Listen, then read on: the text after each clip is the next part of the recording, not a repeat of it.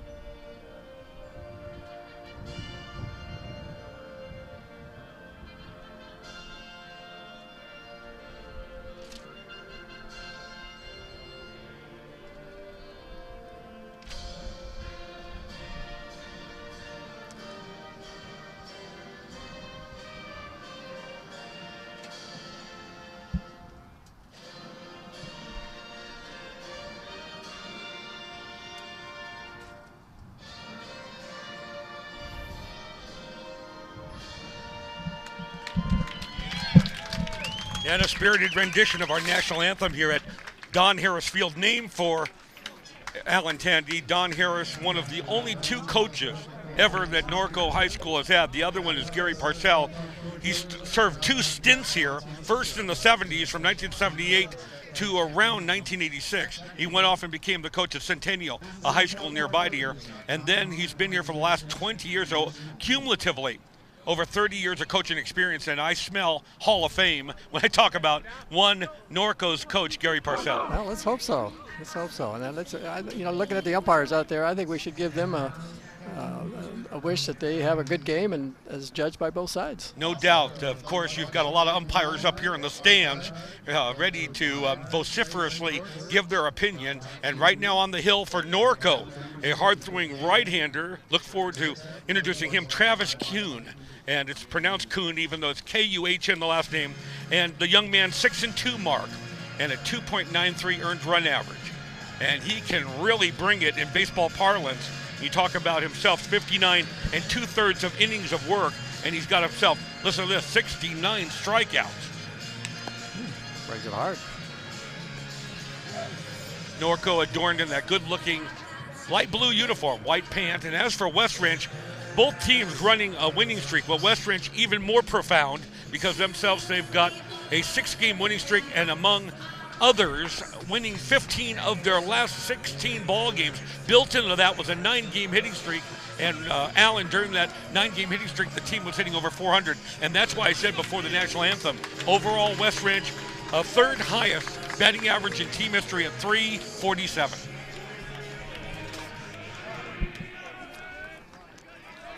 Jason Dries to start things off. There's Kuhn and his numbers.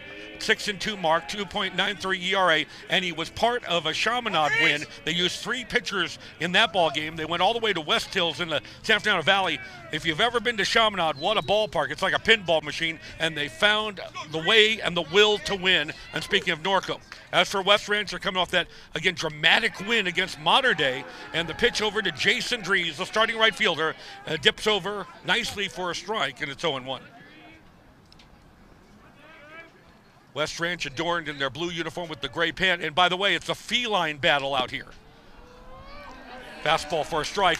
Felines going at it, natural predatory enemies, the West Ranch Wildcats and the Norco Cougars.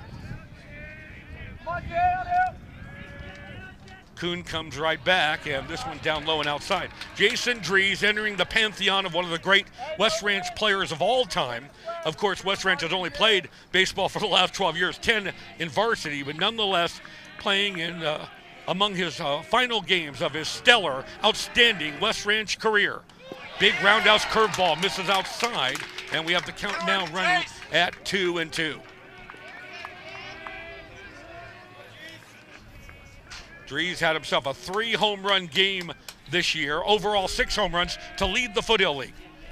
Kuhn rocks, and here's the pitch. Finds himself with a pitch just off the plate, and they've run the count full. Close. First batter, Allen, 3-2. Yep. See what he gets on this pitch. And look at Old Glory, the staff in left center field. It's a very pervasive wind blowing out to center about 15 miles an hour. He loses. Jason Dries, ball 4. Dries has good speed out there, not known with a lot of stolen bases because most of the time they want to run a play. And here's the perfect guy with the bat to do that. One Sammy Gray, one of the, again, plethora of outstanding hitters, only a couple points under 400 this year at 398. Another senior. Every game oh so precious to these seniors. Will it be another opportunity to play with a win, allow them to play on Friday, or will it be lose or go home? And this was quite a trip for West Ranch to make the 75-mile sojourn out here to the great Inland Empire to face off against a tough Norco team. And they are tough. Let me tell you something. It's bunny. 21-8 mark. They won over 20 games like West Ranch. Their home record, they love home cooking here. Norco has won 12 of 16 here at Harris Field. 1 on, Jason Dries takes his appropriate leadoff first. Count right now to 1 Sammy Gray. Showing on the scoreboard 0-2, even though our graphic shows 1-1. Fastball swung on and missed. He went after the high hard one. It was a 2-strike pitch. Sammy Gray, a rare strikeout for him. He only strikes out about 8% of the time. Always finds a way to get aluminum on the ball, but not that time. Great high hard one that time, Allen, on the part of Travis Kuhn. I'll tell you, that guy, if you used the speed gun out there on the freeway, he would get a ticket on that one from California Highway Patrol, no doubt. The hitter is Blake Baumgartner, also winding up his West Ranch career, and a curve to him for a strike. Baumgartner, a great bat and one of the great hitters in West Ranch history. But what he did with his glove, outstanding glove work to start a double play, a diving stab. It was really something to behold. With Sammy Lee's great grab in left, or Mater Dei would be playing today, not West Ranch. Well, the one against last week was one of the best plays I've seen, and that was following the one that he made in Valencia. Another great play. Baumgartner waiting. Kuhn is the pitcher behind the plate. Josh Pimentel for the Cougars. Runner goes, pitches low, and then he can't handle it. Pitcher Pimentel. So taking second base without a throw is one Jason Dries. One thing about, again, this West Ranch team, the, again, deluge of runs. They can come at any time. And It was a game where they found themselves having to come from behind. They were behind in the 6th inning, 2-1, and then they scored 1 to tie the ball game of modern day in the first round playoff game, and then Austin Hernandez's 3-run home run. So the runs can come in a hurry on the part of West Ranch, as it's now 1-2, 2-1 Blake Baumgartner. Oh. This pitch will get away. A lot of room here at Harris Field behind the plate, and scampering into third is one Jason Dries, putting West Ranch in a golden position to strike early and, as they say, break the ice. Well, we moved the runner over to third without a hit, but now then the hitter scores a run. Give Norco credit for going all the way out there to Saffron Valley and getting the win at Chaminade, but as for West Ranch, they had to face a very tough modern day team coming out of the Trinity League, and now their longtime coach Gary Parcell needs to go out there and just confer with Kuhn and find out what's going on. Right now, Alan, it seems that this pitcher Kuhn is a little erratic. They're going to have the complete infield contingent up there to have a mini summit. Umpires part of it as well. So here we are at Norco High. Let's take a look now while we have the chance. Harris Field. It looks symmetrical to the fans looking in, but really it's not. Asymmetrical ballpark. Only 318, however, down the left field line. 303 to right. And Coach Parcell told us before the game, the wind can blow out to center, it can blow out to right. You never know here. Coming off the canyons, 365 to left center, only 347 to right center, and a 10-foot barrier out there. Baumgartner one more time. 2-2, Deuces Wild, and a Wildcat threatening to score. Only 90 feet away, Jason Dries. Baumgartner comes in at 378. This is a slider. This one's over for strike 3. Waited for the umpire's designation, but for a moment in time, Blake Baumgartner had that look of incredulity on his face. He just couldn't believe it. For a power hitter, Blake also doesn't strike out a lot, as Cade Sperlin, one of the hottest of the Wildcats, will have a chance up there right now with 2 down here in the first inning. Sperlin average over 330. Swung on and missed, though. Pulling the string that time beautifully was Travis Kuhn. That had a nice late break. Sperlin, 14 for his last 30. Okay, that's a little under 500, and he's got a 7-game hitting streak going. Kuhn comes right back. A little piece of it. It's fouled away, and it's 0-2. If you knew what was happening with Cade back there in March and is trying to struggle and get over the Mendoza line, the 200 average, and now he's just lights out right now. Probably, arguably, the best hitter on the Wildcats right now. He golfs it, however. 3-hopper right down to the second baseman, Treyas, and the flip to first, and that's that. So somewhat of a Pyrrhic victory that time. West Ranch denied, and that would have to give a boost to Norco because only 90 feet away from scoring the first run, and left there was Jason Dries. West Ranch nothing. Norco coming up. You're watching, of course, as always, Live Play Sports coverage of the CIF Southern Section Ford Championship. We'll be right back.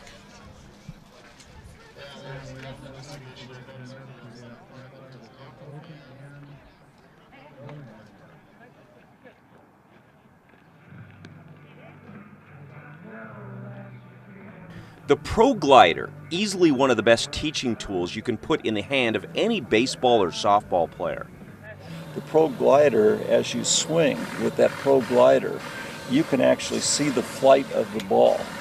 And you can see that if the ball, if you're swinging right, that ball will go up the middle with what I call a true trajectory, not backspin. Backspin pops things up, but a true trajectory, meaning just a natural lift that goes out.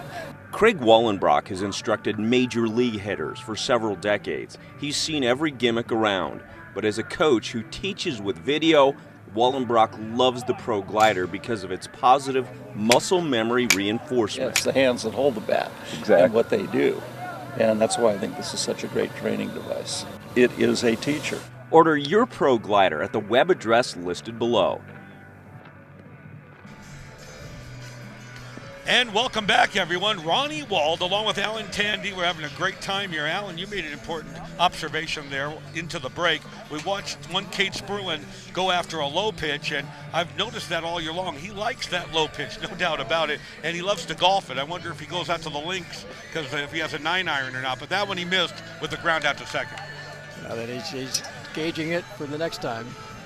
All right, it's Jack Cunningham for the Wildcats, the hard-throwing right-hander. The numbers are up there for you to observe. 4-2 mark, 3.5 ERA, and look at the strikeouts to innings pitched. 42 Ks, 40 walks. He's number 6 in the Foothill League, and he's already spoken for a long time ago. He committed to the San Jose State Spartans. He's headed up there. He's a senior, but the most important game in his career up to this date right now is this second-round game to try to throttle and put the lid on this Norco team, and it'll be Brendan Brooks starting things off right now, the Cougar shortstop.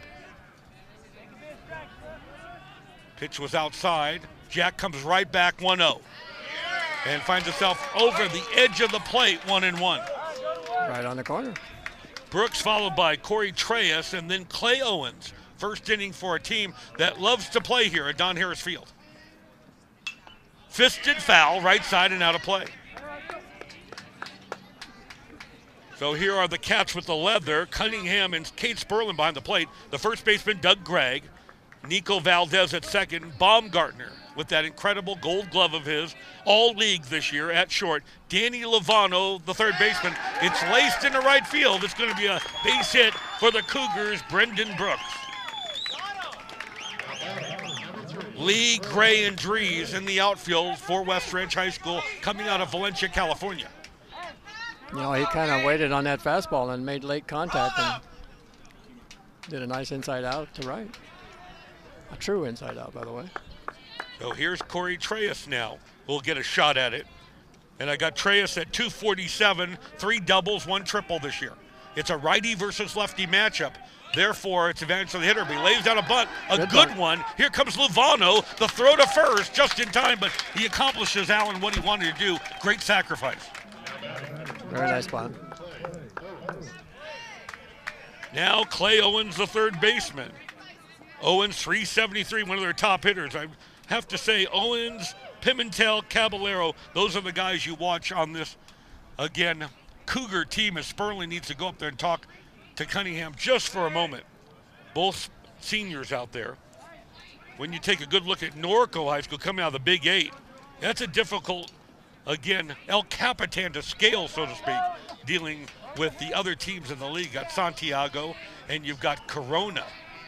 And even then, Norco finished in second place with a 10-5 mark. Overall, they're hitting .304 as a team. The pitch over for a strike, and that's what Cunningham desperately needs, be able to get first pitch strikes.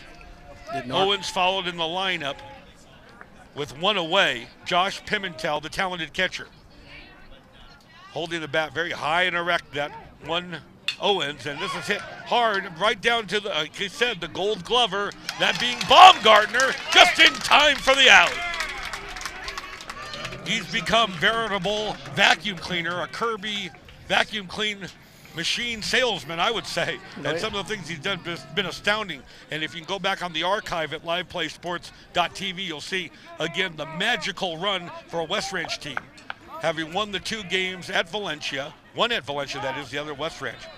Winning those 2, getting a share of the Foothill League title, and then the win over Modern Day. They're all on archive. People can go back and relive the memories. They're also on YouTube. The pitch comes over to Josh Pimentel, and a lot of movement on that curveball, and it's a strike. 2 down. Cunningham from a stretch to improve his control. And you can see he slid that slider.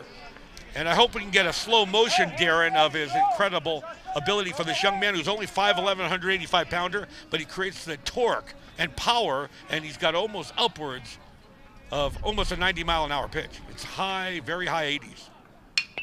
However, this one's hit down the line into the corner, and that's going to allow the first runner of the ball game to score, Brendan Brooks, on the solid single to left for Clay Owens. Owens gets the RBI as well, and a single. He was not able to go any further, and now Josh Pimentel.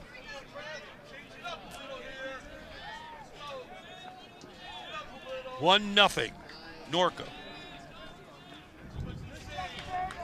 I've got right now, pardon me, that was Pimentel on that single, Trevor Thompson.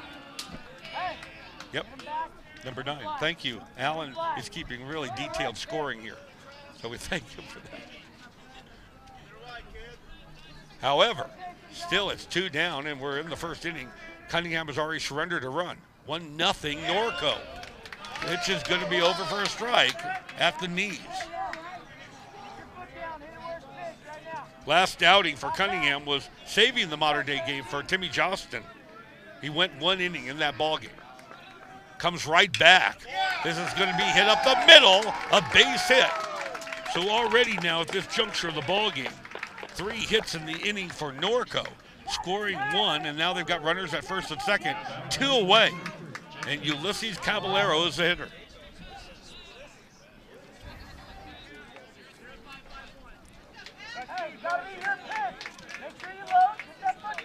Ranked in California, number 62 in the CIF, Division I, number 20. So highly respected as a Norco program. West Ranch in the CIF D1, ranked number 14. In trouble right now, one Jack Cunningham, and that one may have overthrown that just a bit. As a result, it's outside 1-0. Timmy Johnston is waiting in the wings if need be to come in this ballgame, as was Cunningham, ready to come and relieve Johnston if he had to, just on Friday against Modern Day. This is going to be hit to left field right at Alex Lee. That was a line out. That will be it for the inning. They get 1 but leave 2. It could have been much worse for Cunningham. Now after 1, Norco up 1-0 over West Ranch, and we'll be right back. You're watching, as always, Live Play Sports coverage of the CIF Southern Section Ford Baseball Championships.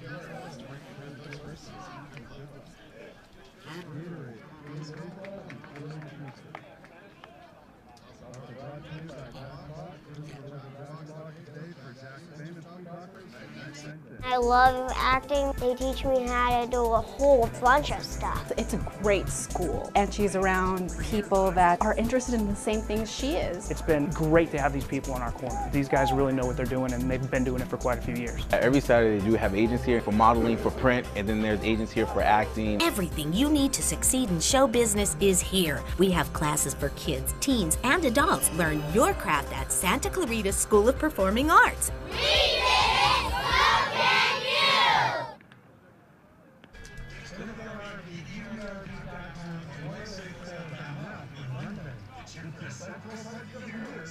Okay. Along with Alan Tandy, Ronnie Wald here, 1-0 Norco Cougars over the Wildcats of West Ranch as we slide now into the second inning of play. And for West Ranch, Gregg, Luvano, and Hernandez. So quickly get you caught up with the West Ranch starting lineup. It's Dries in right, Gray in center. The shortstop is Baumgartner. Cleanup hitter, Cade Sperlin behind the plate. At first base, Doug Gregg. Luvano at third. Austin Hernandez, the big hero with the 3-run homer on Friday. The DH. At second, Nico Valdez, and Alex Lee, another hero, with the incredible catch in left on Friday as well. The left fielder, Mr. Alex Lee. Dries, Gray, Baumgartner, Sperlin, Gregg, Luvano, Hernandez, Valdez, and Lee. Doug up there now, an important contributor, and certainly not lost in the shuffle. He's been an important part of the West Ranch success, winning 15 of their last 16 ball games. Swung on and missed, however, high hard one, and it's 0-1. Doug at .346 and one of 5 players over 17 runs batted in. They really spread it out. Doug's got 18 of them as the offering finds itself that time inside, and it's 1-1. Travis Kuhn, he's USD bound. Swung on and missed, fooled Doug that time with the count 1-2. University of San Diego. Allen, great program down there for baseball, one of the finest baseball fields I've ever seen in the West Coast Conference, and next year Mr. Travis Kuhn will be pitching there. Off the end of the bat, cued down the shortstop, let the ball play him for a minute, Brooks, and then the throw to first just in time for the out.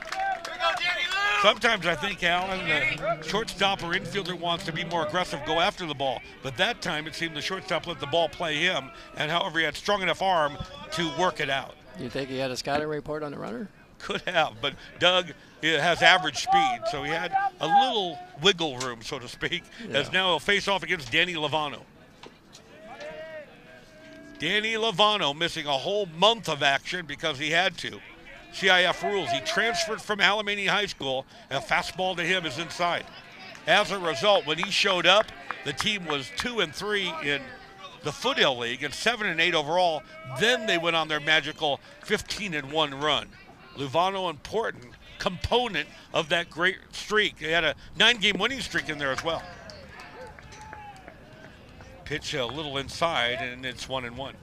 As a result, Danny, 395 average. And he hit a home run, I'll tell you. At Canyons High School, they're still talking about, into the street over the berm. If you've been to Canyons, you know what we're talking about. Pitch finds itself outside with the count at 2-1 from Kuhn to Danny Lovano. Kuhn into the windup. Here's the pitch. He didn't want to go after that one, but man, it broke his wrist, and the umpire says he did. That'll even the count at 2-2. Norco playing the very tough Big 8 league conference, if you will. West Ranch, of course, an equally tough Foothill league. They just got a little piece of it. Slow roller right down to Brooks. Hails the runner at first for the second out of the inning. Travis is keeping them off balance with their off speed and the fastball. And Kuhn seems to have settled down from that opening walk that started the game. Now has retired 5 Wildcats in order, and now here's Austin Hernandez. Austin Hernandez, very much a simple young man, and very much also one that doesn't try to bring attention to himself. Just plays a great brand of baseball, and again, he's gone through some debilitating, serious medical issues over the last year. He's on daily medication. He's been able to overcome and try to regain his bodily strength as the pitch to him is a strike. And how he was able to hit a home run of that magnitude.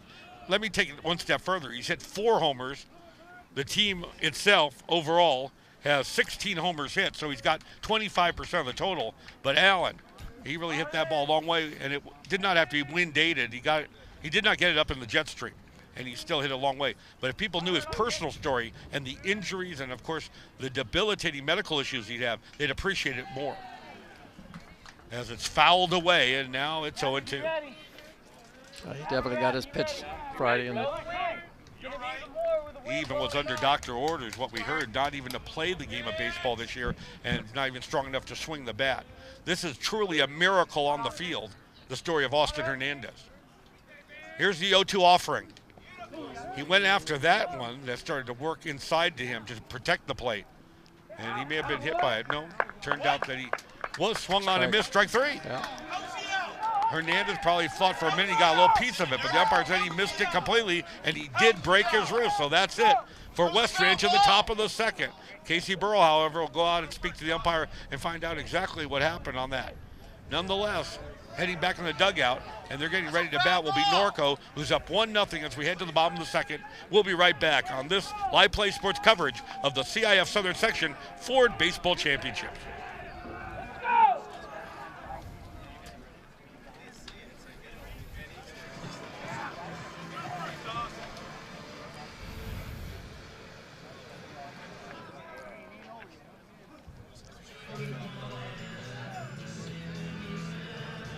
Definitely went around, but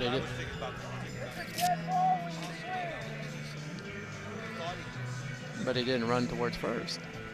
Oh, I mean a foul ball. I see. I got you. Yeah. Could be.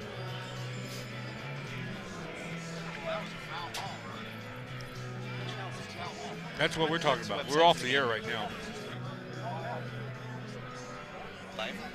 Website for the game. Live Play Sports. Right here. Go to YouTube. .tv. Oh, thank you.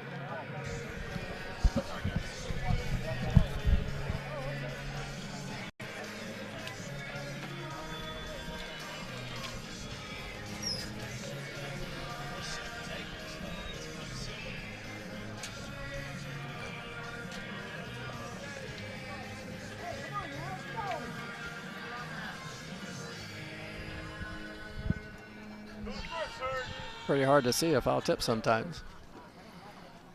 You don't hear it.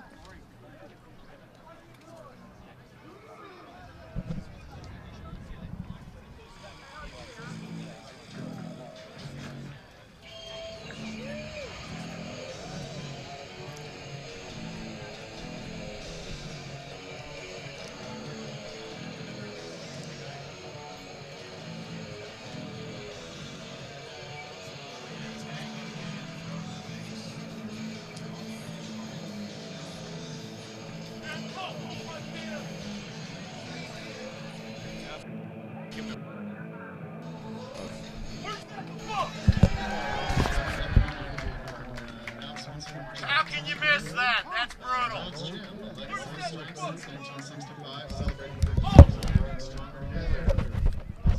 And welcome back, everyone, here to Harris Field, the CIF second round baseball championship, and just a heated conversation from a normally laconic Casey Burrell. There, the swing was made by one Austin Hernandez, who felt he got a little piece of it, a foul tip. The umpire said no way, and Casey came out during the break, and he vented his displeasure. And I believe, Alan, that's about, if you know Casey like I do, that's about as heated as you'll ever see him get. It was a long conversation. Also heading out there was Gary Parcell, longtime head coach of Norco, but finally he stopped walking and allowed them to have their little bit of T-to-T. And then he headed back to the dugout because Casey Burrell could finally see he's not going to win the argument.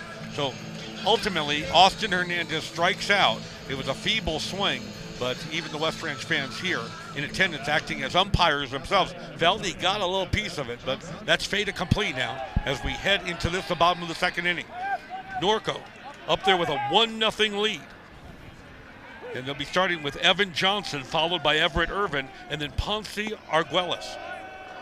The pitch over to right now one Evan Johnson, the DH, is good enough for a strike. As starting his own second inning of work is Jack Cunningham after surrendering a single run in the first inning. Deals with a pitch way outside and misses, and he finds the count right now at 1-1. We see a hint of a breeze kicking up there, moving in a very much easterly direction. That's going to be a strike, and 1-2. At the knee. That win on Friday, Alan, it turned out to be a record for West Ranch. Win number 22, most in program history. So they can hang their hat on that one and be very proud, no matter what the disposition of this game is. How many more do they got to go? Well, in order to get to the championship at San Bernardino, you're going to have to win today, Friday, and then at Blair Field, as he comes up with a real Uncle Charlie that time and blows it by the hitter that time, one Evan Johnson. Evan couldn't catch up with that one. That's one of the patented heaters. Here's the replay, and you can see, of course, that was truly a blur out there. I think he's brought his pitches down, at least on that hitter. That was up a little bit.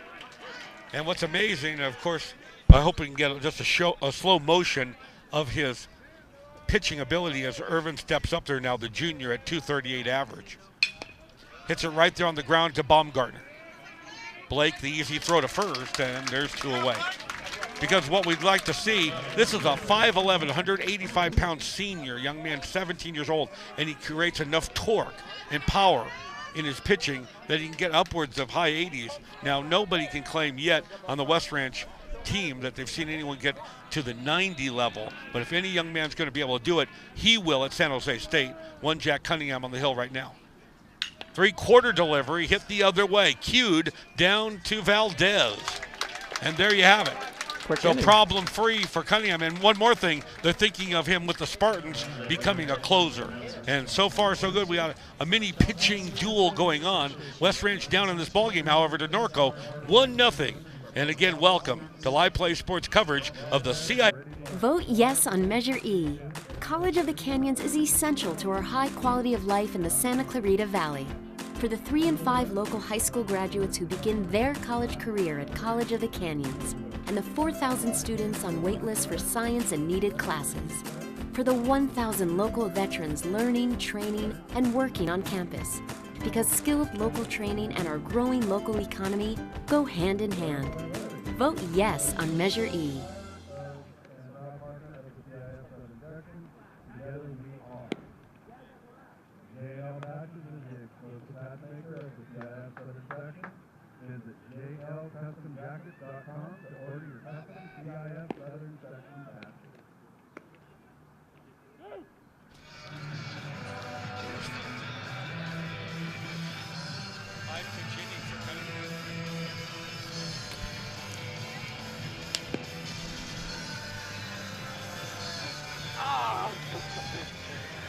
I'm sorry, that was nice.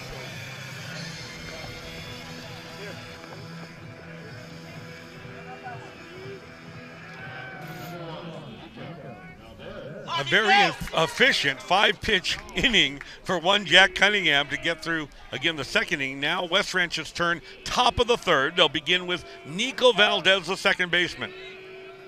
Travis Kuhn on the hill right now, showing his heater. So a couple of guys that can really bring it, if you can use that, again, baseball terminology. Fastball good enough for a strike to Nico. No doubt, Nico Valdez, another one coming back from a very difficult knee injury early in the year, and now he's hotter than a piston. Boiler played hot with a fastball that's good enough for a strike, and it's 0-1. Valdez, 9 for his last 16. All right, 6 runs scored. He's running a red-hot 6-game hitting streak for the Wildcats. Here's Kuhn's offering, and it's inside and tight. That was a nice pitch. Close. 9 for 16, so I wasn't a math major, but it's got to be somewhere well over 500. Yeah. You know that. And we're going back 6 games for that. 5-16. That's the slider. He's going to say it's a strike 3 called.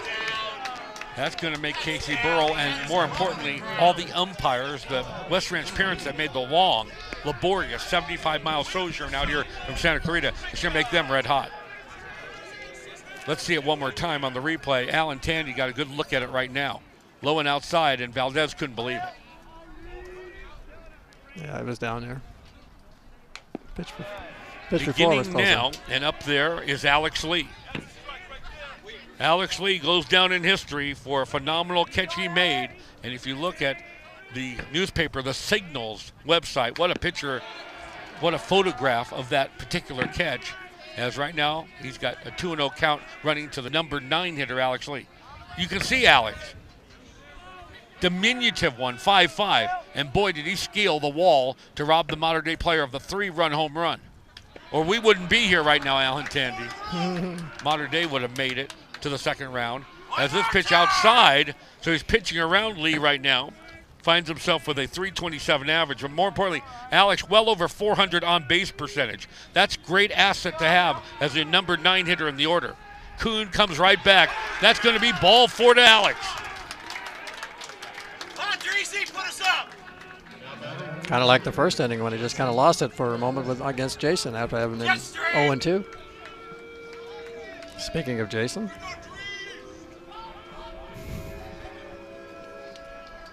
One nothing Norco, Jason Drees. Oh, I said that and it's just like from my lips to heavens above. They got it on the scoreboard. Hey, great job. Norco up 1-0. But that doesn't mean much when you have a powerhouse, power-laden juggernaut of an offensive unit like West Ranch, and one of them, Jason Drees, up there right now. Roundhouse curveball up high and misses. If you're not familiar with Drees, number 2 in slugging, around 700 in the Foothill League. Foothill highly respected, as you well know. 3 of their teams went deep in the playoffs last year. One of them, Hart, played for the championship against Huntington Beach, who incidentally beat Norco in the semifinal at Blair Field last year. That's right. Well, nonetheless, one Jason Drees, 4 doubles, 3 triples, 6 home runs.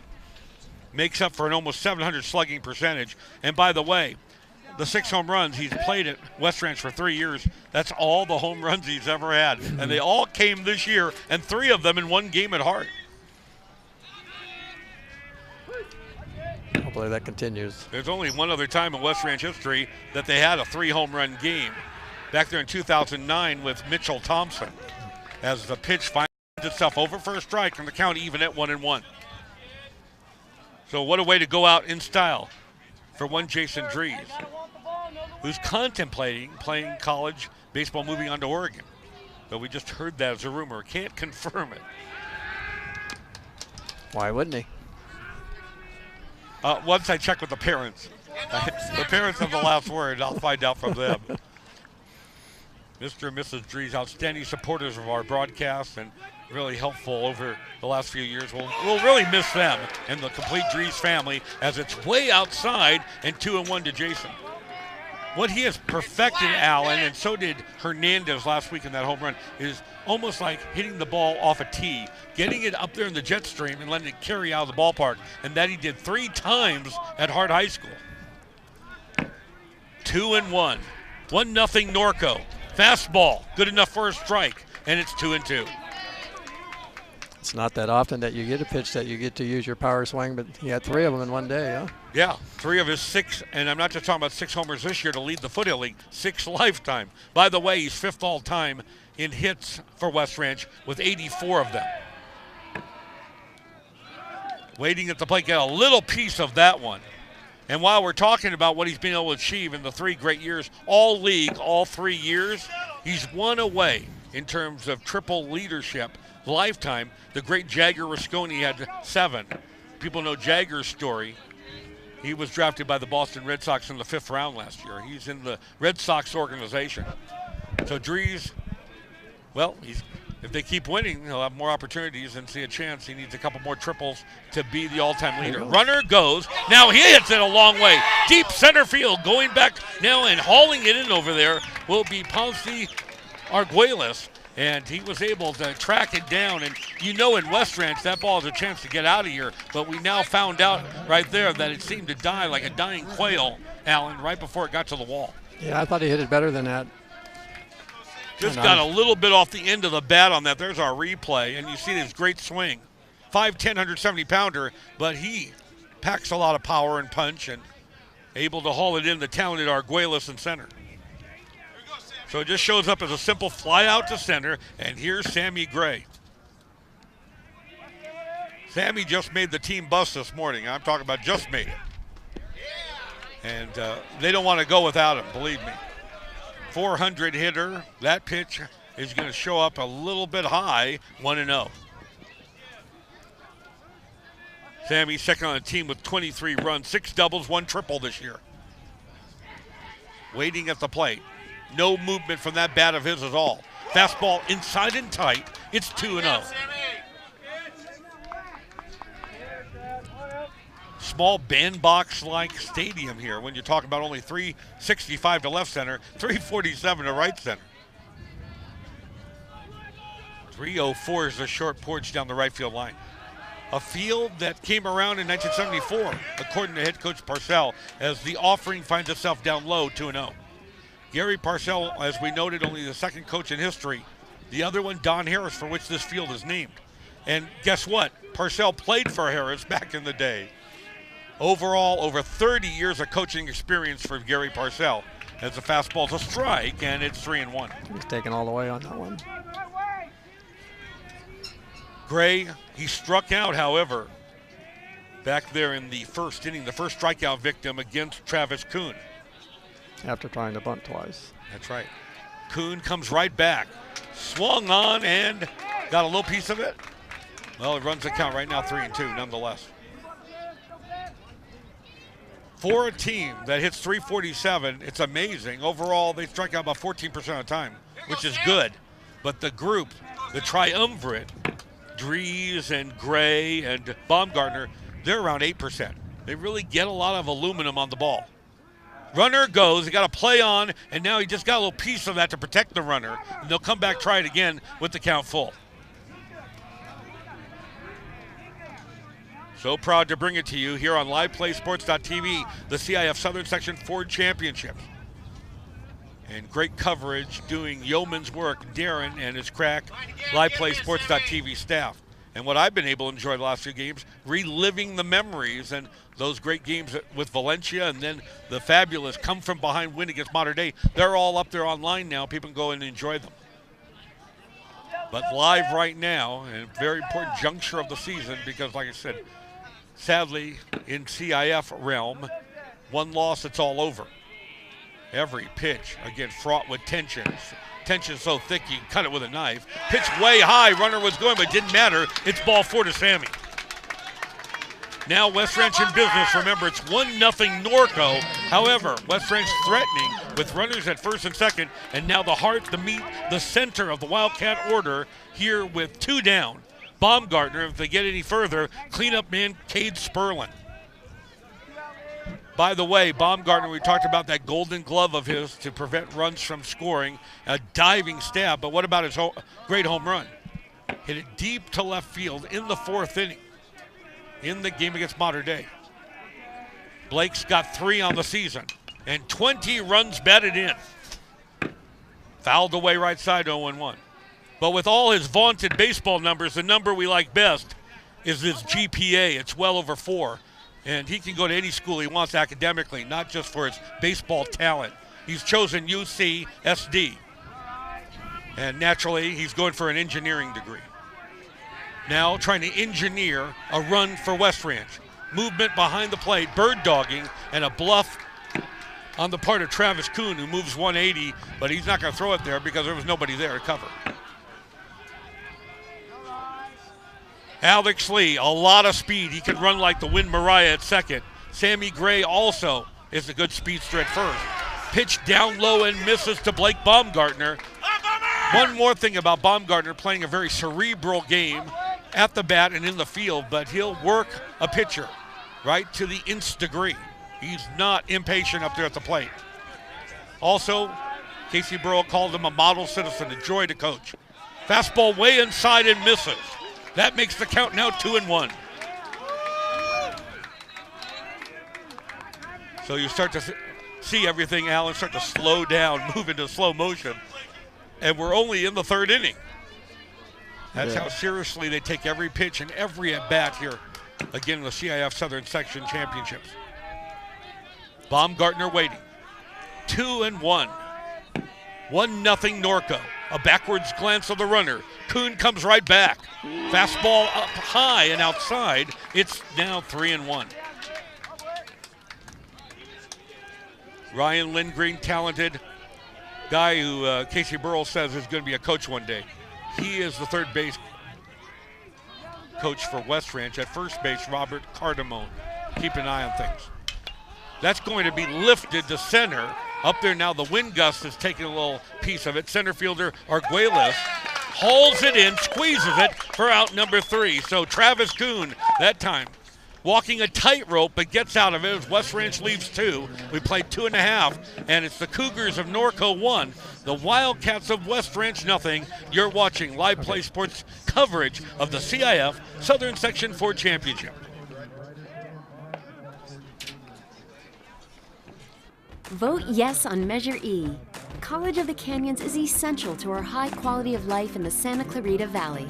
For the 3 and 5 local high school graduates who begin their college career at College of the Canyons, and the 4,000 students on wait lists for science and needed classes. For the 1,000 local veterans learning, training, and working on campus. Because skilled local training and our growing local economy go hand in hand. Vote yes on Measure E.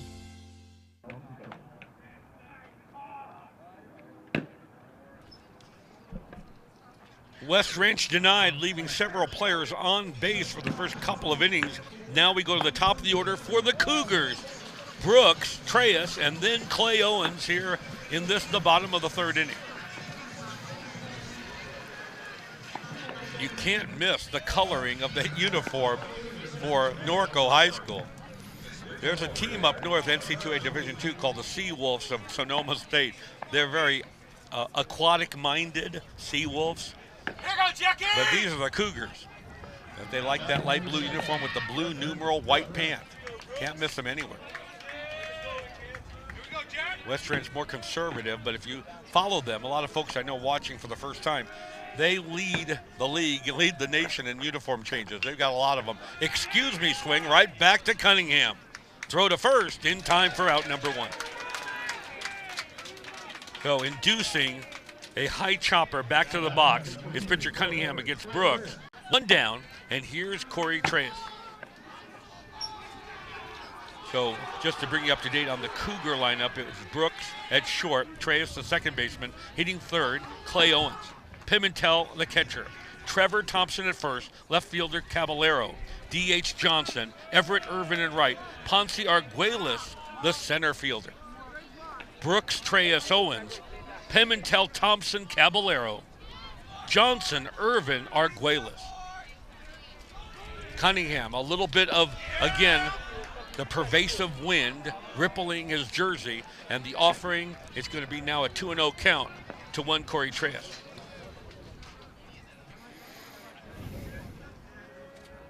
Boy, it was a remarkable win for Norco to win at Chaminade. Hit right to the left of Valdez knocks it down, recovers, and then just in time for the second out here in the third inning. Nice job by Valdez. He didn't let it get the best of him. And one more thing, coming back from that knee injury, a little slow at the plate to begin with. Now he's red hot, but he has shown lack of fielding acumen. He's been outstanding. His great, movement left to right, coming back from, a knee injury. And he's moving like a ballet dancer out there. Pirouette all the way from Nico Valdez as the hitter is Clay Owens and takes a pitch for a strike, 0-1. Well, they beat Chaminade, never easy. And Chaminade was 10-0 at home. Can you believe it? Fouled away, and it's 0-2.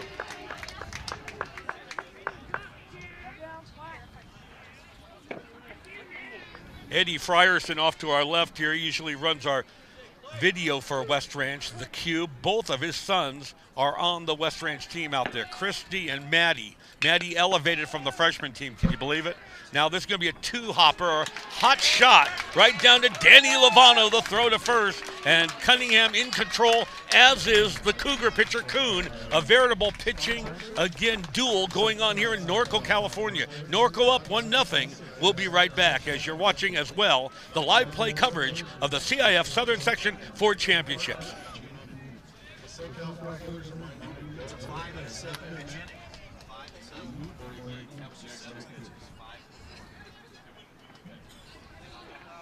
Wait a minute.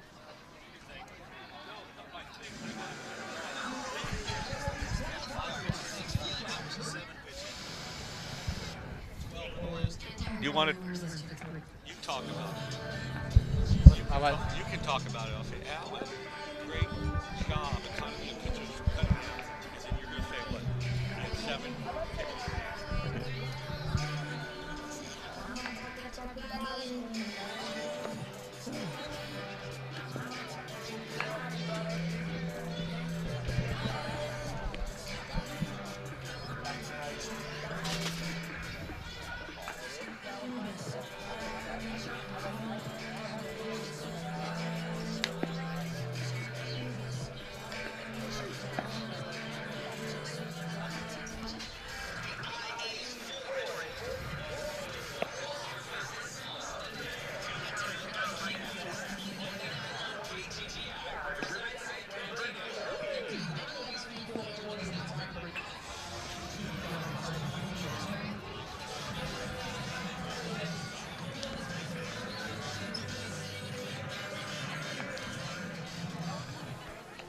Turned into an absolutely Chamber of Commerce-like day here in the great inland empire of California, Riverside County.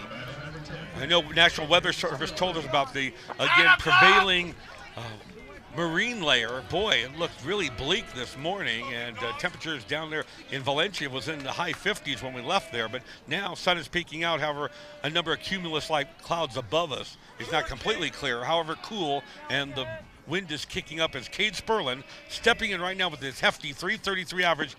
And now, Alan, I know you have a number for me. Cunningham very efficient in his number of pitches that inning for West Ranch High School. Yeah, just 7 pitches, and he's brought these pitches down, and he's moving them inside out, and he's back in control.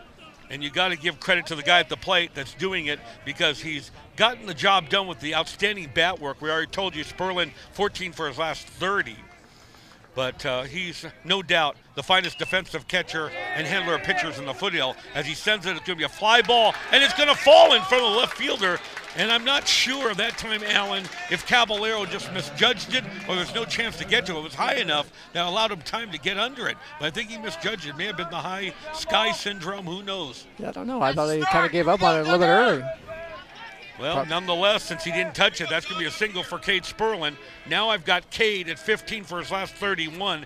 Doug Gregg steps in there. Doug 0 for 1 in this ballgame.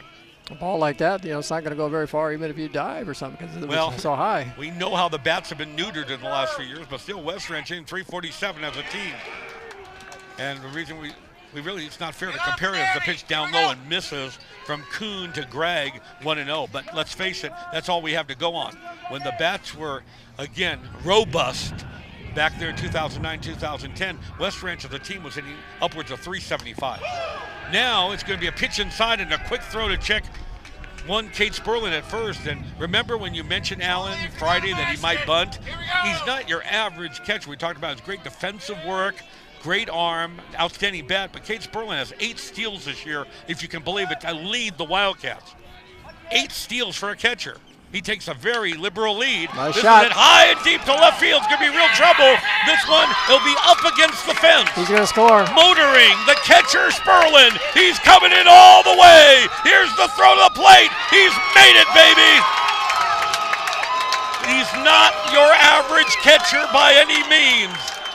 That springs over the Big Mo, now over to West Ranch as they finally break through and get the run to tie the ball game on a very timely single in RBI, number 19 on the year for Douglas Gregg.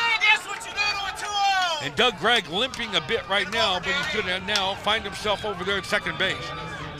There's your replay one more time. The great baseball adage, and it still works now, Alan, hit it where they ain't. But look at the way Kate Sperlin was motoring. And I'll tell you something, the throw was a good one to the plate. There was no doubt the big catcher, 6'2", 188-pounder, was lumbering home, and here he comes, and he was able to get in there. Here's another angle, watching him on the base pass. Here he comes. Haul the mail, baby. There he goes. Actually closer than what we... It was a lot closer than what we at all were able to determine by the naked eye, but he'll take it. No doubt about that. And Kate Sperlin ties this ball game up, as does West Ranch, 1 apiece. RBI Gregg, Danny Lovano, a dangerous out at the plate, as right now Norco's pitcher, Travis Coons, finding out 1-9.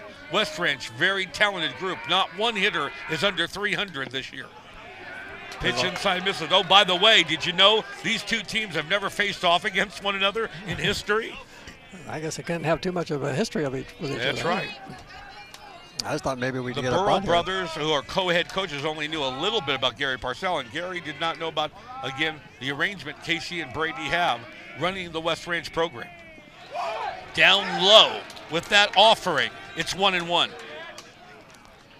Luvano, does he bunt often or no? They have not wanted to take the bat out of Danny's hands for obvious reasons. As we mentioned earlier, they started this incredible streak, winning 15 of 16 ball games when Luvano showed up. That's no coincidence. And right now he finds himself at 395, 7 doubles, and that 1 home run they're still talking about at Canyon High School. It was an amazing home run, great power, even though he has 1 as he fouls that one away, and the count at 1-2. I guess I got my answer. You got your answer. Nobody out, by the way. Sperlin single, ultimately scored as Doug Gregg drove him in. Luvano waiting, and guess who? Austin Hernandez on deck. And remember the mistake Mater Day made. They intentionally walked Luvano to get to Austin, and then he hit the 3-run jack. Off the end of the bat, it's going to squeak through for a base hit. Doug doesn't have even the speed that the catcher has, Sperlin, so they're going to hold him at third. Now Wildcats at first and third, and here comes AH, Austin Hernandez. 3 hits in a row. They're going to keep their eye on Travis Kuhn. One weak link for this team is a higher than average 3.31 earned run average, but overall, even though they've won 8 straight ball games, they have to keep an eye on this pitcher because he's found himself in 59 2/3 innings work. He has a great 69 strikeouts, but 35 debilitating walks. 35 and 59 innings of work. That Wallace was now, actually... well, and how about hits? He's surrendered 41 plus hits in now 62 innings of work. Hernandez squaring the bunt, instead takes a strike, 0-1. In fact, let's get it right. 3 in this inning.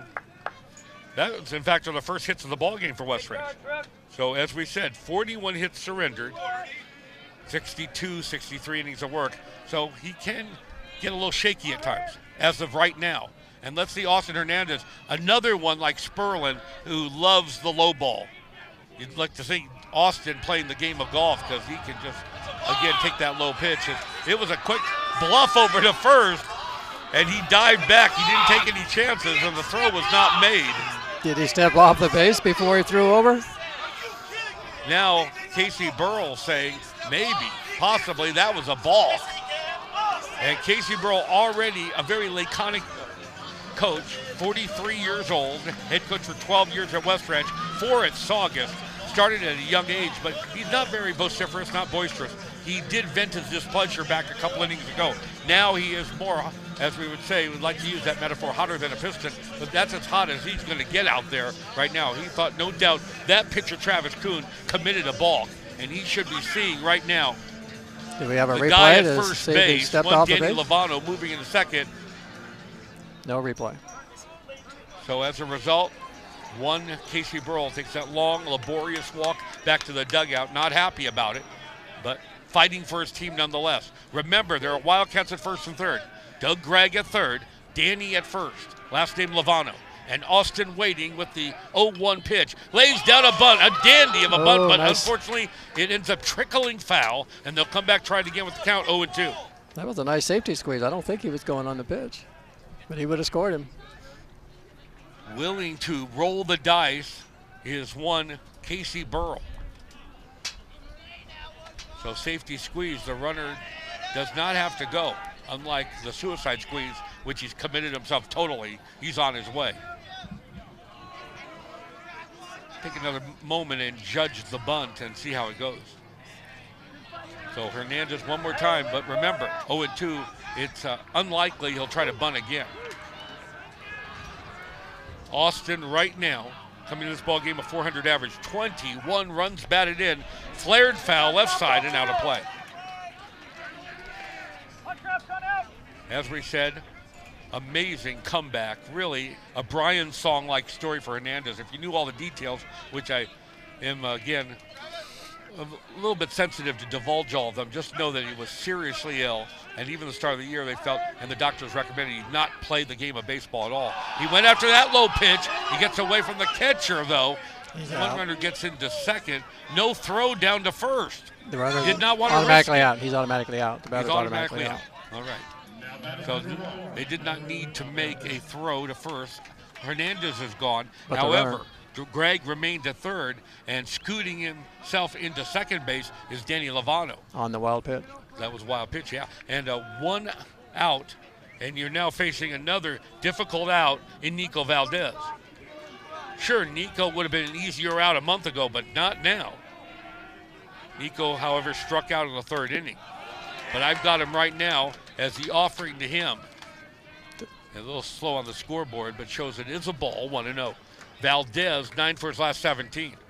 Scoring 6 runs in that time. Does West Ranch send the runner on contact on here to home? I would think so. I mean, Casey Burrell is, again, a conservative guy, but at times he can, as we said, like a Mississippi gambler, roll the dice. Here he comes. Squaring to bunt. Here comes the runner at plate.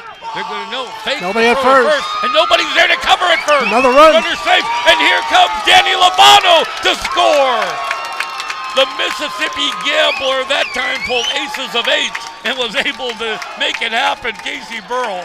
They lay down a bunt, and they not only score 1, but they get 2. The pitcher, Kuhn, did not want to go to the plate. And you're seeing it one more time, Alan. That was a suicide squeeze. He was coming all the way. He gave up the opportunity for that one. Then nobody was there to cover it first. He should never have released the baseball. And at best, the second baseman made it over there, Corey Treyas, and it bounced off his glove. And that allowed Danny Lovano, who took it full advantage, to round third and score the second run of the inning and give West Ranch now the 3-1 lead. They scored 3 in the inning, and that one brought in 2 of them and put them firmly ahead 3-1. Yeah, that was Corey's coverage at first base. I think he blew his assignment. Good point, Alan. He blew an assignment, and by that time, somebody was supposed to cover. I don't know why Kuhn even attempted to throw it. I mean, even if they were able to get the throw down there, it was very doubtless that they'd be able to consummate the play at first. Now it careens off the glove of Treyas and allows Lovano to score. The pitch is high to one Alex Lee waiting at the plate. Can't wait to see your scorebook, Alan, and see how you scored that. I think I became a spectator for a minute. I have to think about it. All right, Kuhn comes right back now, down 3-1 in this ball game to West Ranch. On the road, 75 miles from home, Alex Lee at the plate, waiting and ahead in the count 2-0. And it's not just Cunningham, but they've got the talent Timmy Jostin waiting in the wings if one Jack Cunningham falters at any juncture of this ball game. Fastball this time, good enough for a strike. Kuhn hanging in there, making a statement. And it is 2-1.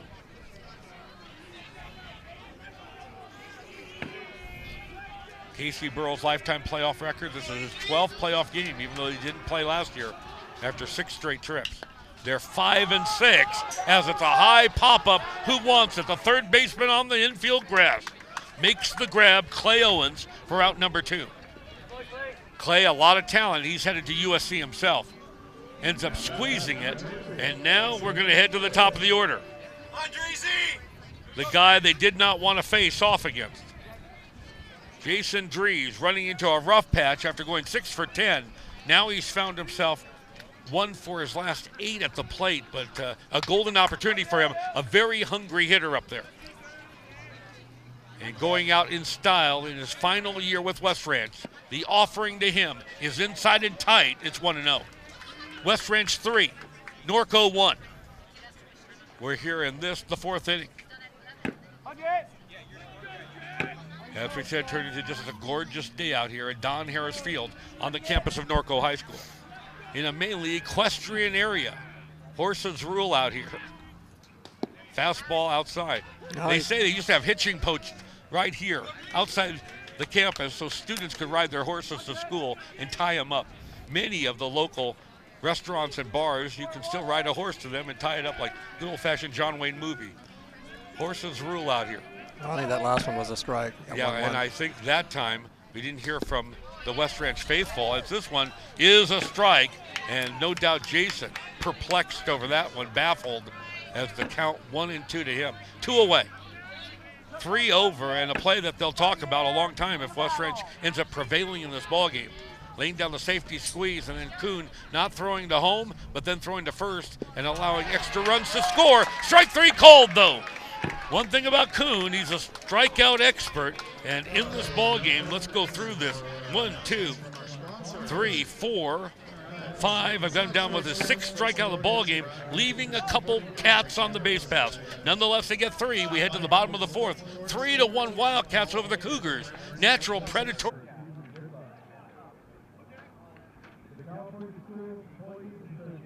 The Pro Glider, easily one of the best teaching tools you can put in the hand of any baseball or softball player. The Pro Glider, as you swing with that Pro Glider, you can actually see the flight of the ball. And you can see that if you're swinging right, that ball will go up the middle with what I call a true trajectory, not backspin. Backspin pops things up, but a true trajectory, meaning just a natural lift that goes out. Craig Wallenbrock has instructed major league hitters for several decades. He's seen every gimmick around, but as a coach who teaches with video, Wallenbrock loves the Pro Glider because of its positive muscle memory reinforcement. Yeah, it's the hands that hold the bat and what they do. And that's why I think this is such a great training device. It is a teacher. Order your Pro Glider at the web address listed below.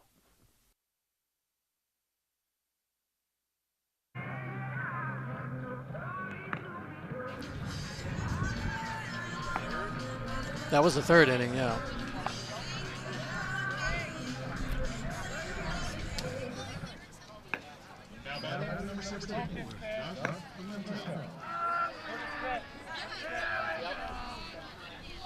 Josh Pimentel will start things off in this true feline battle. That's right, Wildcats taking on the Cougars here at Norco High School. High drive to left, however, you know Mr. Lee out there. Yeah, he's 5'5" in all of that, and a talented left fielder. And as a result, first out here in this, the 4th inning for the Cougars. Kuhn with 6 strikeouts in this ball game. And Jack Cunningham has registered only 1 through the first 3+ innings. Facing off against Double T, Trevor Thompson pitches a ball to him, 1-0. Cunningham rocks. Here's the delivery, a 3-quarter style. And there's that great velocity. He's able to, again, maintain and naturally show off for a frame that's only 5'11", 185 pounds. Look at that power in his pitch. This is hit into the hole. Over there, Valdez making the play in time for the out. Like we said, Nico coming back from knee problems, but his lateral movement just outstanding, as evidenced right there. And we have 2 away. Well, they tried to explain this to me, so I'm going to do the best I can. West Ranch holds on and gets the win. Whatever happens in the Oaks Christian El Toro game today will determine where West Ranch will play Friday. Again, I might be getting ahead of myself, but Oaks Christian wins against El Toro. They'll play at West Ranch Friday, as the pitch right there is a ball to number 9 at the plate. Protect that, number 23, Ulysses Caballero. Jack starting to get into a groove. Another 3-quarter delivery, but it's going to be inside and tight. I want to get it. Making it 2-0. But El Toro gets the win. West Ranch will be heading down there on Friday. Again, they'd have to get a very tough victory today here at Norco. And Norco is a team with a lot of pride, so we just want to give you a heads up on that. They were definitely... With Oaks Christian playing off against El Toro in another location. What a great win in extra innings for Hart High School. However, Valencia was dispatched. So 2 of the 3 Foothill League teams still remain. West Ranch and Hart. Got a little piece of that one. Number 23, Ulysses Caballero, fouls it away. And that brings on a 2-1 count. Battery of Kuhn and Pimentel, Thompson, Treyas, Brooks, and Owens around the horn for this, again, Norco team. High drive down the left field line, and that's going to be a foul ball just by about 2 or 3 feet. Hooking foul just at the last instant, so come back, try it again. Out front of that inside fastball. Just a little out in front of it. If it's able to straighten it out, it would have gone, of course, in big trouble down the line for West Ranch and left fielder Alex Lee. It's Cunningham and Sperlin, battery for West Ranch. Gregg, Valdez, Baumgartner, and Lovano around the horn this afternoon for the Cats.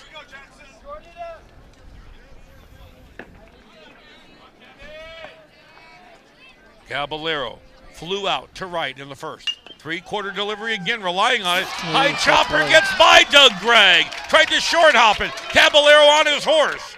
And why not in this equestrian area? A throw down to second, and did they nail him? No, it's just not in time. Great job. Caballero was off to the races that time.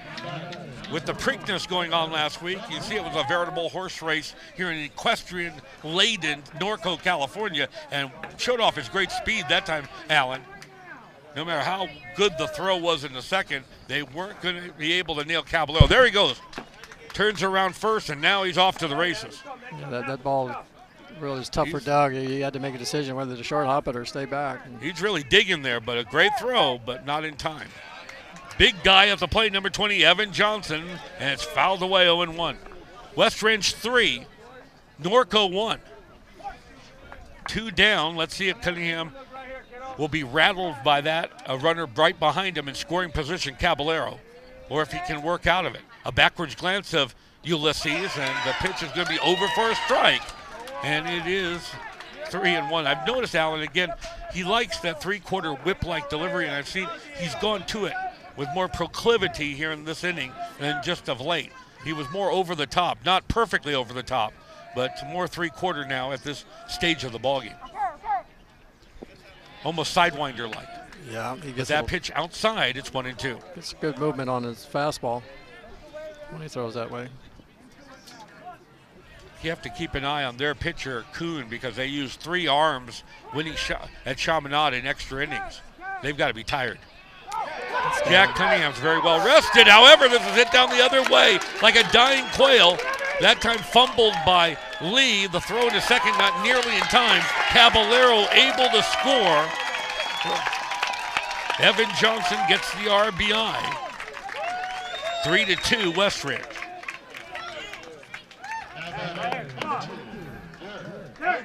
Now Everett Irvin, the right fielder. After a moment ago, Evan Johnson, a guy with a lot of power. You expect him, Allen, to pull it, and what does he do? Hits a dying quail down the left field line.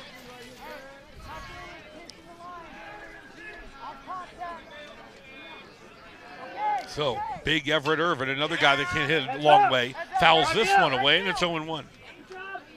an older ballpark, so as we've noted in the past, we don't expect a lot of space between home plate and the backstop, but not true here.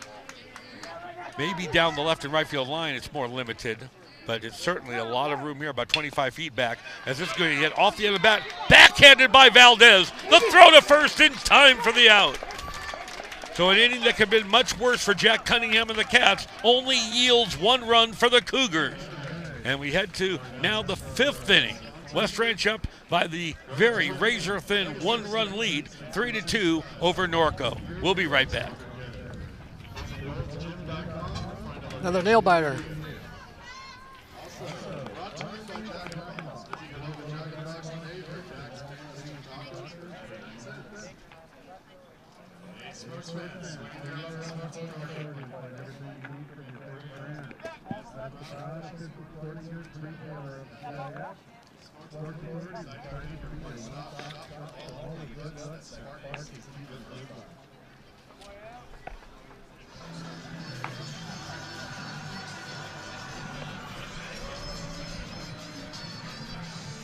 The replay. What? Replay is play at second. But no. Don't you want to watch it? Okay.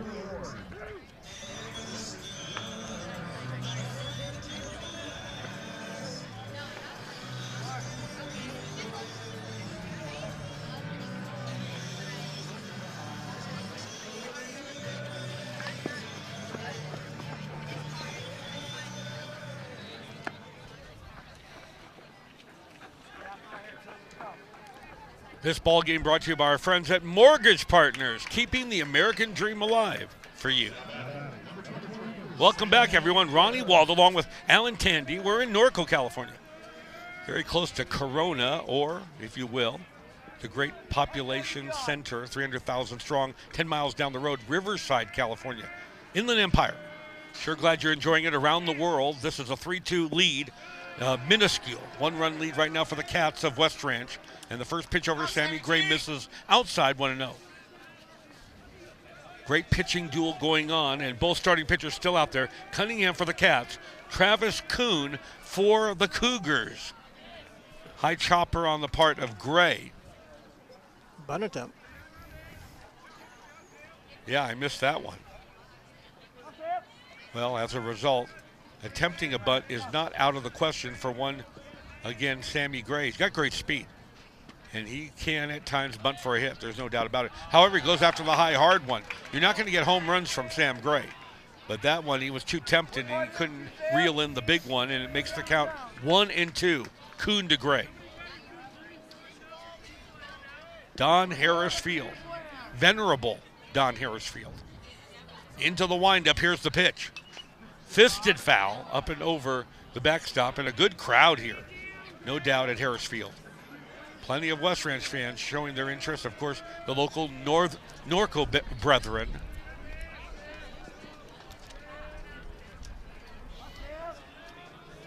And waiting at the plate, Sam Gray with just an outstanding senior season for the Cats. Lays off that one, and quite rightly so. The pitch is inside, and it's 2-2. 6 doubles and 1 triples on the year. Another thing, he can get on base. He's a .481 on base percentage. Lifts this as a pop-up, coming over first baseman Thompson near the dugout. And I lost my view of that one. I don't believe he made the catch. Yeah, he did. Oh, he did? Yeah. All right. Our cameraman was right there on top of it. Our view was definitely, at that time,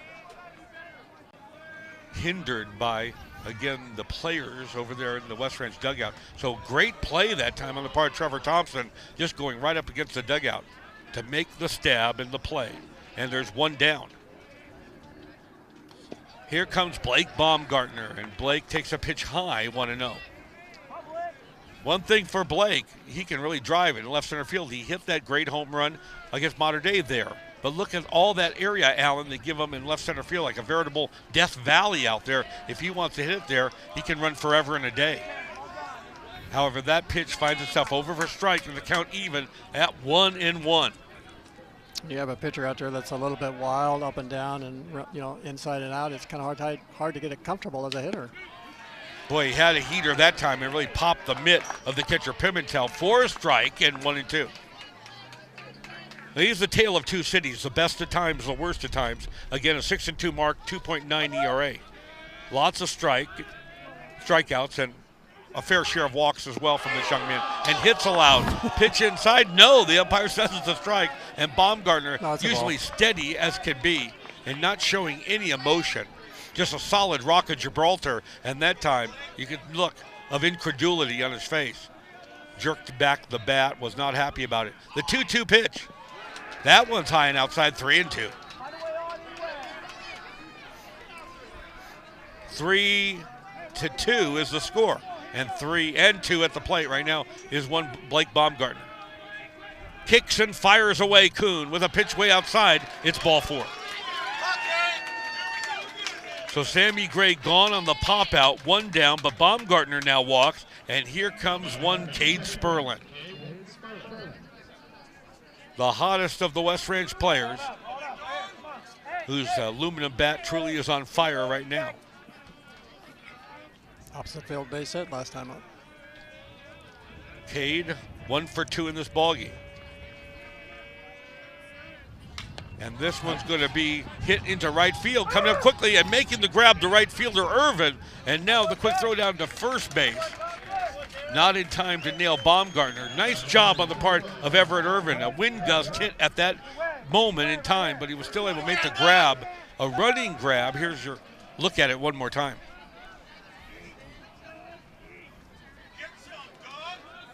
Watch Everett here as he just puts out the basket catch.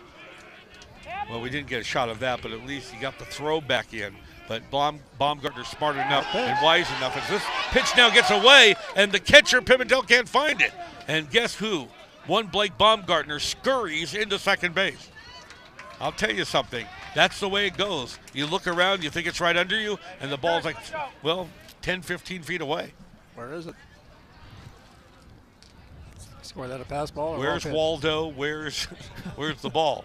And they want Baumgartner to give way to a pinch runner out there. Evan Gelletley, who came out of the JV realm. This is his first time he's been able to play for the varsity, so what a thrill for him and his family. Remember, we already mentioned Eddie Frierson's sons are playing together. Christie's been on the team all year, but Maddie came from the freshman team that went 25-0 this year. Kudos to them. As we get back to live action, Doug Gregg is the hitter for West Ranch. Runner takes his appropriate lead off second. Pinch running for Baumgartner. They want extra insurance. They're up only 3-2. Fastball high and tight to Doug. Going as far as they can with Jack Cunningham and waiting in the wings. Again, good way to put it, secret weapon, Timmy Jostin, ready to step in there in any way, shape, or form to try to solidify this victory. Jack's still doing a great, stellar job for West Ranch as this offering finds itself inside, and it is 2-1. Likewise, Kuhn has walked a little bit of a tightrope, but has been himself doing a good job against West Ranch, but now a little difficult patch in the road, so to speak, a bump in the road. And let's see how he's going to get through it. 2-1, 2 away. Comes right back inside to Doug Gregg, and it is now 3-1. Might be able to hear a little bit of that on my microphone. The pervasive breeze, and it blows whether it can to center or right, but right now it's moving right to left to help a hitter like Doug Gregg. Instead, he doesn't want anything to do with it. He takes a pitch in the dirt, he will take the walk. By virtue of the base on balls, he's at first base. One Galakely, who's in pinch running for Baumgartner's at second. There's 2 away. And let's see how everything shapes up right now. Remember, one Doug Gregg may be coming back, who knows, or allow him to, again, run the bases. Before we even get to that point, though, very experienced, ready for the Hall of Fame himself, longtime head coach, over 30 years of experience. Gary Parcell brings the hook with him, and that'll be it for Travis Kuhn.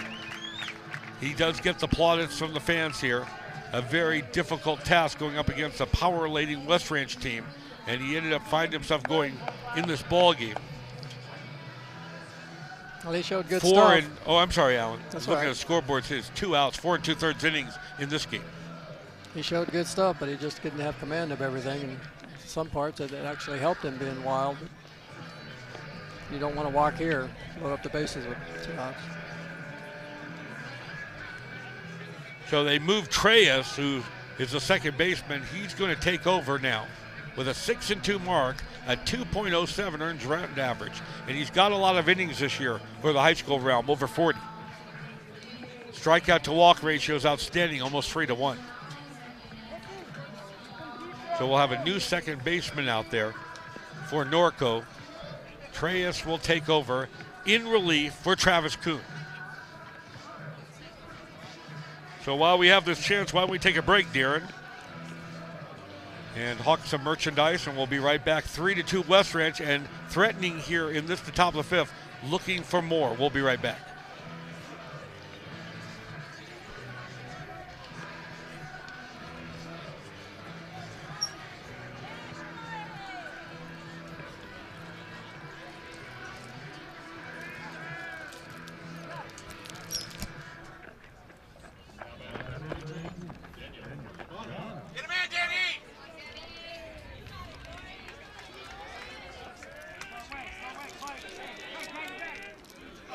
Welcome back, everyone, to live action here. We're on Waldcast on our audio-only broadcast, and, of course, bring you great video. LivePlaySports.tv. Danny Lovano will step in right now with West Ranch runners at first and second. They're up 3-2. Brand new pitcher, the second baseman, moving to the pitching mound. Right now, Treyas is the last name. So Corey Treyas with a curveball to Lovano that's over for a strike, 0-1. Danny Lovano, even though he's hitting, again, way down in the order, number 6, with Hernandez on deck, puts a veritable, like, cleanup hitter down in the order for West Ranch, which is really makes them, again, a power-laden team. Pitch misses that time. It's 1-1. Danny's brother, he's headed for Creighton. He's another talented baseball player. Swung on and missed. So Treyas shows he's got the heater if need be. And Lovano swung right through it, and it's 1-2. Moving on the pitch, outfield. Got to keep the throws down. We're here in the 5th inning. West Ranch 3, Norco 2. Cats with runners at first and second. Treyas in relief for Travis Kuhn. Comes right back. The big roundhouse curveball, he hit him with it. For a moment in time, we expected Lovano not moving really out of the way for it to miss him entirely, but no. There was nowhere for him to go. He was frozen up there, Alan Tandy. Yeah, he was looking for that ball to break, but it had no break on it. There was got nothing. Him. So he took one for the team, and that means bases loaded. And here you'll see it one more time. As Alan mentioned, frozen in time. Where could he go? Well, forearm, he felt that one. No doubt. But in this might be his final game. It's amazing. Danny Lovano missed a whole month, transferred from Alamany, and the Cats only get him for 2 months. He's a graduating senior.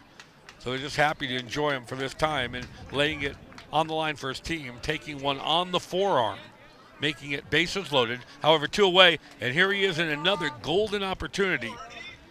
What happened on Friday was like a Hollywood screenwriter could have put that one together for Hernandez to walk up with the game-tied 2-2 and hit the game-winning home run, a 3-run jack. Now a fastball to Austin, and this one's a strike. So we thought about it, and said, yeah, Austin hits it out of the city limits. Austin city limits. And for a guy that's come back from a great physical disability, told he couldn't even play the game of baseball, didn't even have strength to swing a bat in January, to have him hitting 4 homers this year, it's amazing. As the pitch finds itself outside and misses, and the count 1-1. Number 3 in slugging in the foothill. He never dreamed that he'd be able to do all that he's done. Plus the 1-for-3 performance on Friday against Mater Dei. 1 homer, 3 runs batted in.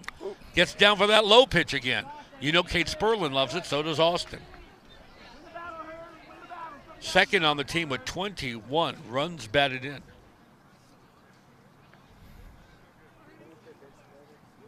He had a good swing at that one. He looked a little bit stronger. No, he may be the leader on the team because they've got 3 guys over 20. That's pretty impressive. There was a Foothill player this year on Valencia, Ben Ferris, at 45 RBIs, number 4 in California. But just to have it spread out, West Ranch does. 3 over 20. Dries Baumgartner, 20. And yeah, leading the team right there, the guy at the plate, Austin Hernandez, with 21.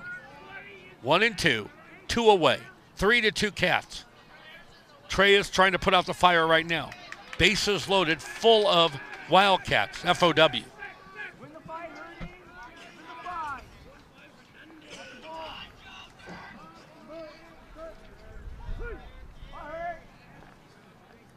Into the windup. Here he goes.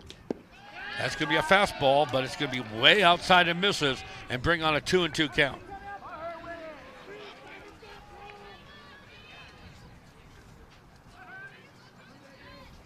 He doesn't want to go 3-2. That would be somewhere he does not want to venture into, that alley, that being 3-2. But Austin Hernandez protecting the plate all the way on that. He may have swung Alan Tandy that time at a ball. They'll come back and recharge the batteries and wind it up one more time. Here in the 5th inning. West Ranch 3, Norco 2. West Ranch far from their home base. 75 miles, in fact. Looking to try to steal one on the road against a tough Norco team. Waved at and missed. He had to go after that one just to protect himself, protect the guys on the base paths, and he could not reach out. And West Ranch denied here in the 5th inning. They leave the bases loaded. After 4.5, it remains West Ranch 3, Norco 2, and you're watching proudly Live Play Sports coverage of the CIF Southern Section Ford Championship. We'll be right back. Big strikeout for Trey is.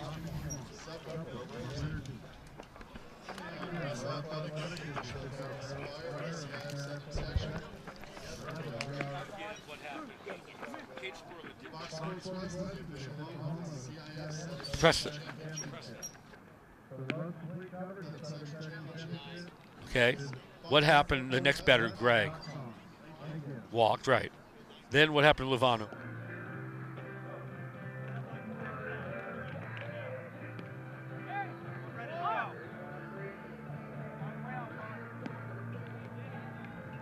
Vote yes on Measure E. College of the Canyons is essential to our high quality of life in the Santa Clarita Valley. For the 3 and 5 local high school graduates who begin their college career at College of the Canyons, and the 4,000 students on wait lists for science and needed classes. For the 1,000 local veterans learning, training, and working on campus. Because skilled local training and our growing local economy go hand in hand. Vote yes. 2/3 or 4 1/3? 4 1/3. 4-2. I got it, yeah.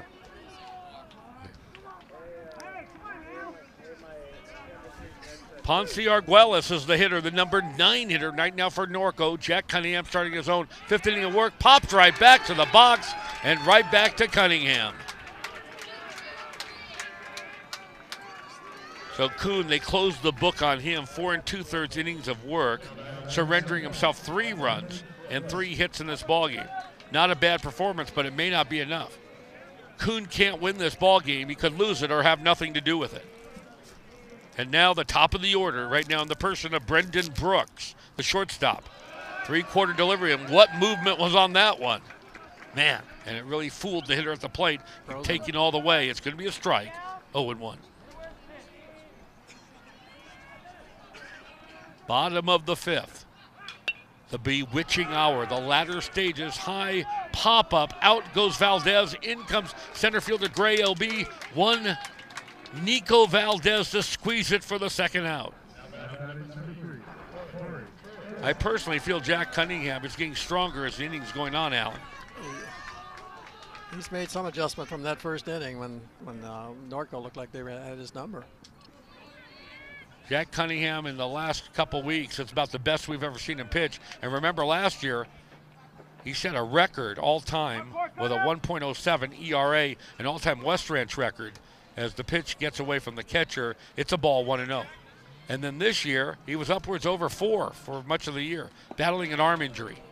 but now he's been just outstanding in the last month. He got a no-hitter against Golden Valley, and then great wins at Valencia to get into the playoff ceiling win. And then, of course, coming in and getting the save on Friday against Mater Dei. Fouled away, and now 2-1 is the count. Clay Owens is the hitter. Clay, a couple of ground outs in this ball game. He's 0 for 2.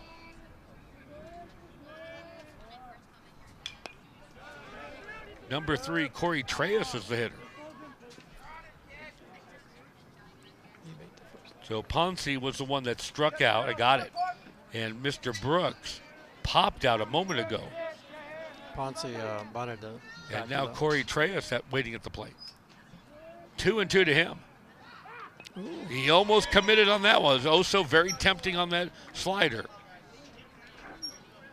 Somewhat of a cutter. He's got an array of pitches. He can pitch with, again, great command. And Jack Cunningham impressed enough San Jose State to go ahead and sign a letter of intent. That was last year.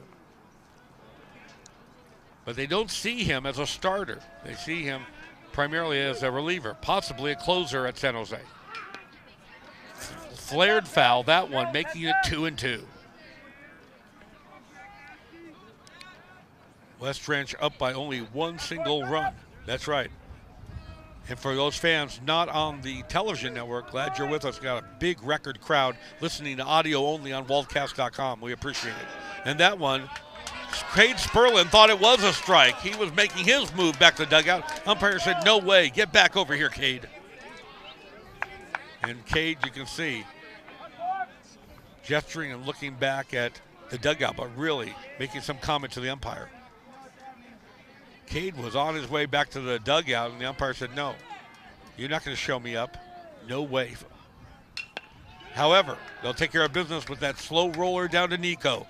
Throw off again on the part of Nico, and it's saved by Doug Gregg, who's just been exemplary, outstanding, saving a lot of the infielders from the last couple weeks for West Ranch. So being denied that time was Norco as we head to the 6th inning. West Ranch 3, Norco 2. And you're watching, again, proudly, live play sports coverage of the CIF Southern Section Ford Championships. We'll be right back. Did the split come off? He was there long enough.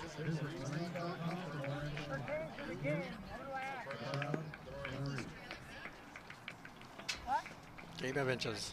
That question pertains to the game.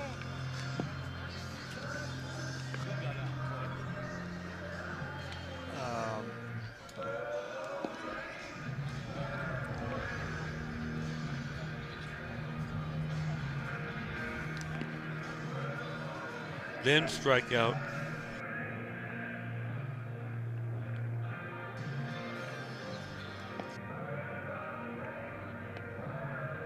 Okay.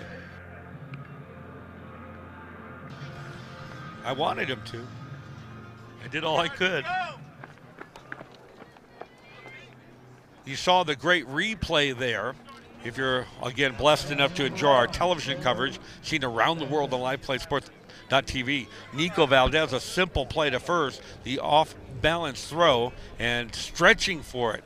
Great job, Doug Gregg, to make the grab and keep it from going to the dugout area. And it'll be Nico Valdez. We'll start things off here for West Ranch at the top of the 6th inning, holding on to a minuscule 3-2 lead.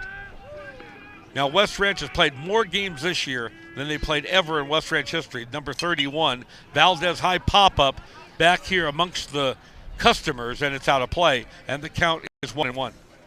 However, as a result, thanks to that win on Friday, they have more wins than they ever have had in West Ranch baseball history. They're a 22-8 record.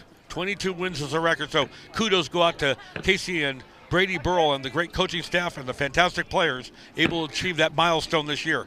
Looking for win number 23 right here at Norco, California, as it's a chopper over there into the dugout area of Norco. And the count at 1-2.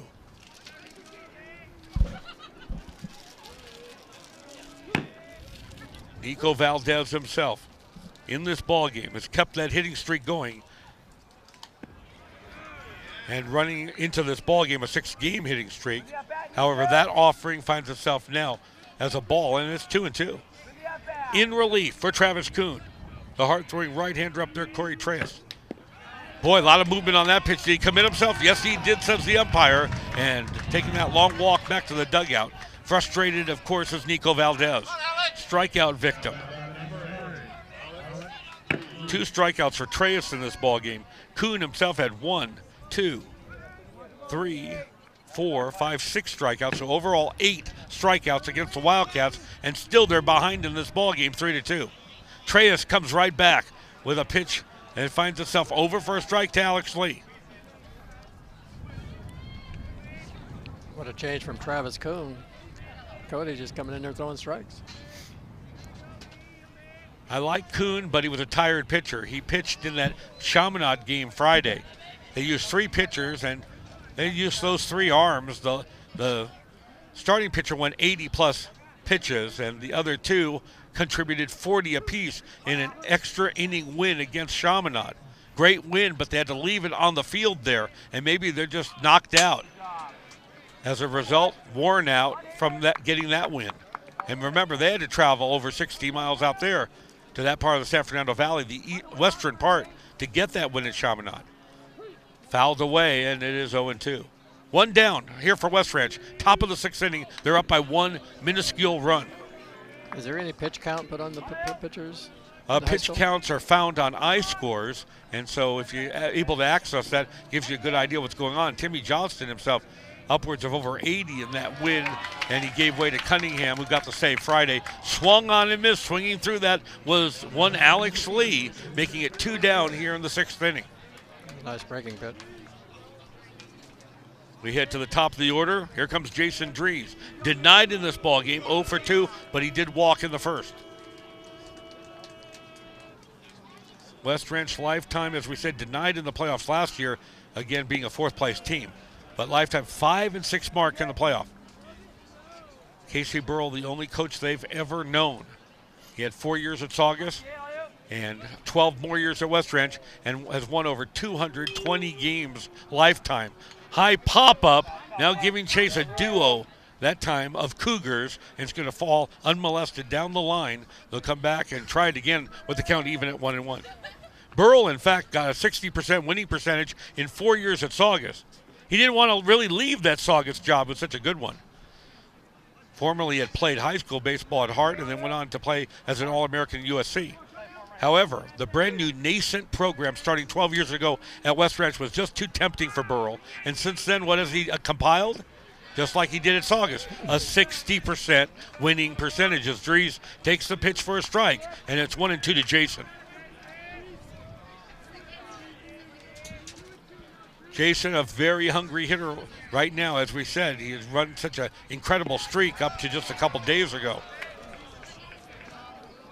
And he takes that pitch way outside and misses. But he's been also a very much injured player, and he never mentions his injuries. Plays with a lot of heart, the heart of the Lion. Broke his thumb at Oaks Christian a couple months ago, and nobody really knew it. That pitch over for strike 3 called. One thing, Jason turned into a better hitter. He had to hit it square on the bat, because if he had a foul ball fisted or off the end of the bat, it really hurt his, again, broken thumb. But that time, he didn't swing at it at all, Alan Tandy. That turned out to be a strikeout from Treyas, and it remains 3-2 West Ranch as we head to the bottom of the 6th inning at Live Play Sports coverage of the CIF Southern Section Ford Championship. See, it's outside, and Jason doesn't like it. We'll be right back.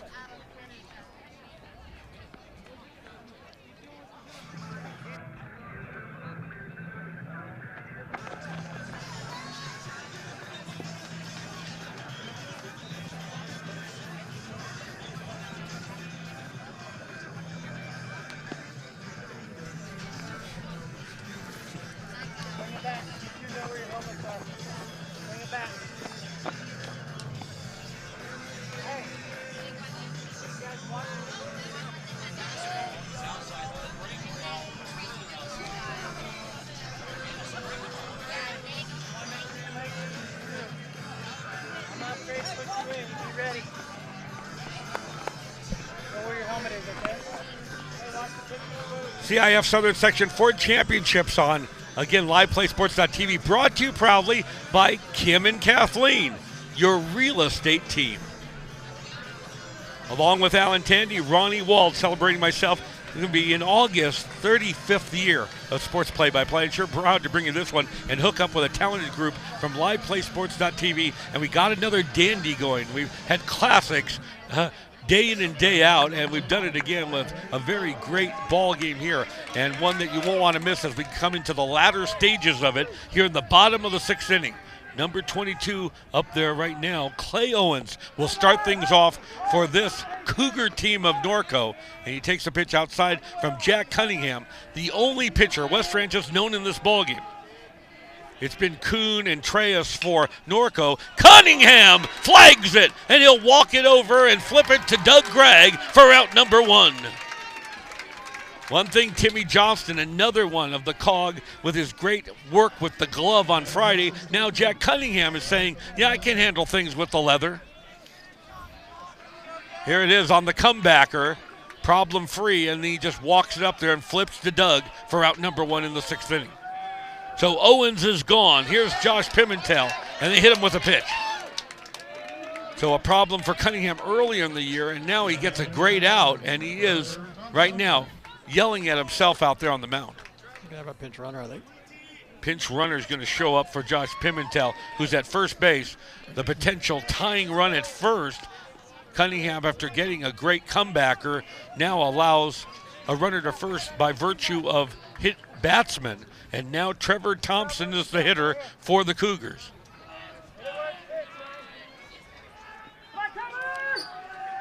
One away, 6th inning. Cats up 3-2 over the Cougars. The pitch is a 3-quarter delivery, and it's going to find itself inside 1-0. In case you're wondering, West Ranch, with all these runs scored, what about one-run games? Well, of the 30-plus games they played this year, they've only played in 3 one-run games, Alan Tandy.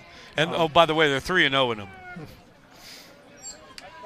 In fact, when West Ranch scores 9 or more runs, they're 11-1 this year.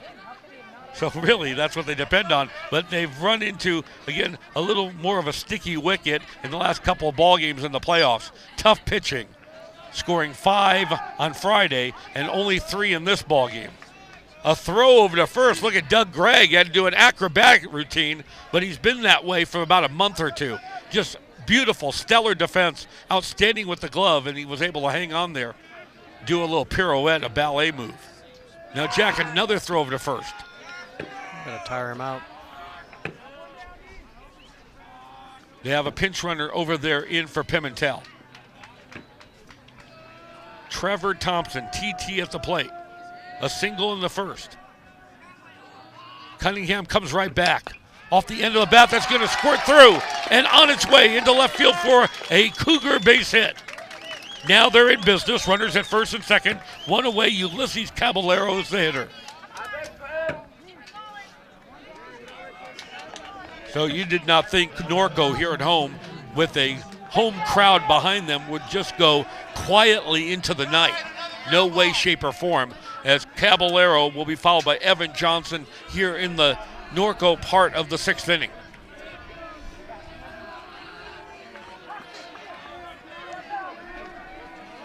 West Ranch feels even lucky, fortunate even to be here. If they didn't have great defensive work against Modern Day, they would not be. Now they need the pitching to come through. Over for a strike to Caballero. It's 0-1. Great view there from behind the plate of Don Harris Field.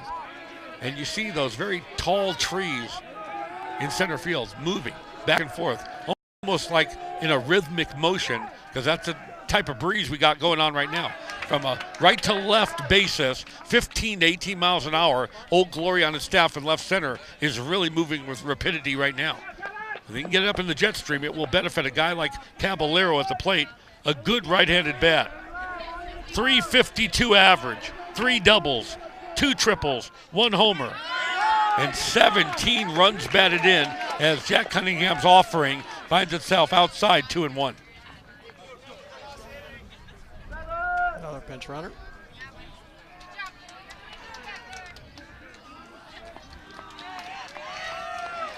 Now a pinch runner inserted for Norco.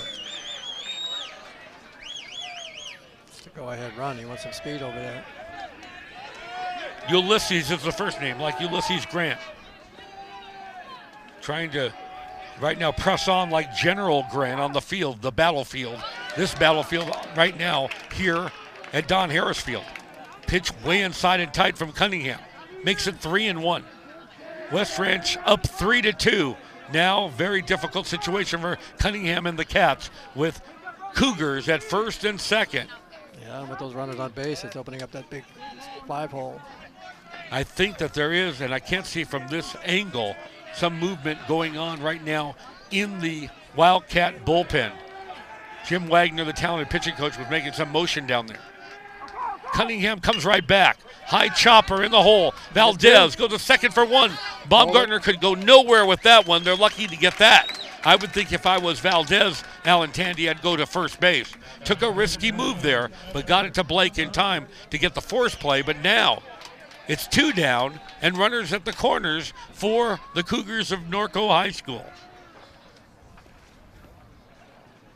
He had a lot of faith and trust in Baumgartner to make that quick throw over to him. Now Evan Johnson, no slouch himself, a single RBI in this ballgame, struck out in the third, 1 for 2. They've hit 14 home runs this year compared to 16 for West Ranch. But we haven't seen anything close to going out in this ballgame for either team. Both 20-win teams, Norco 21-8, West Ranch 22-8. Very similar.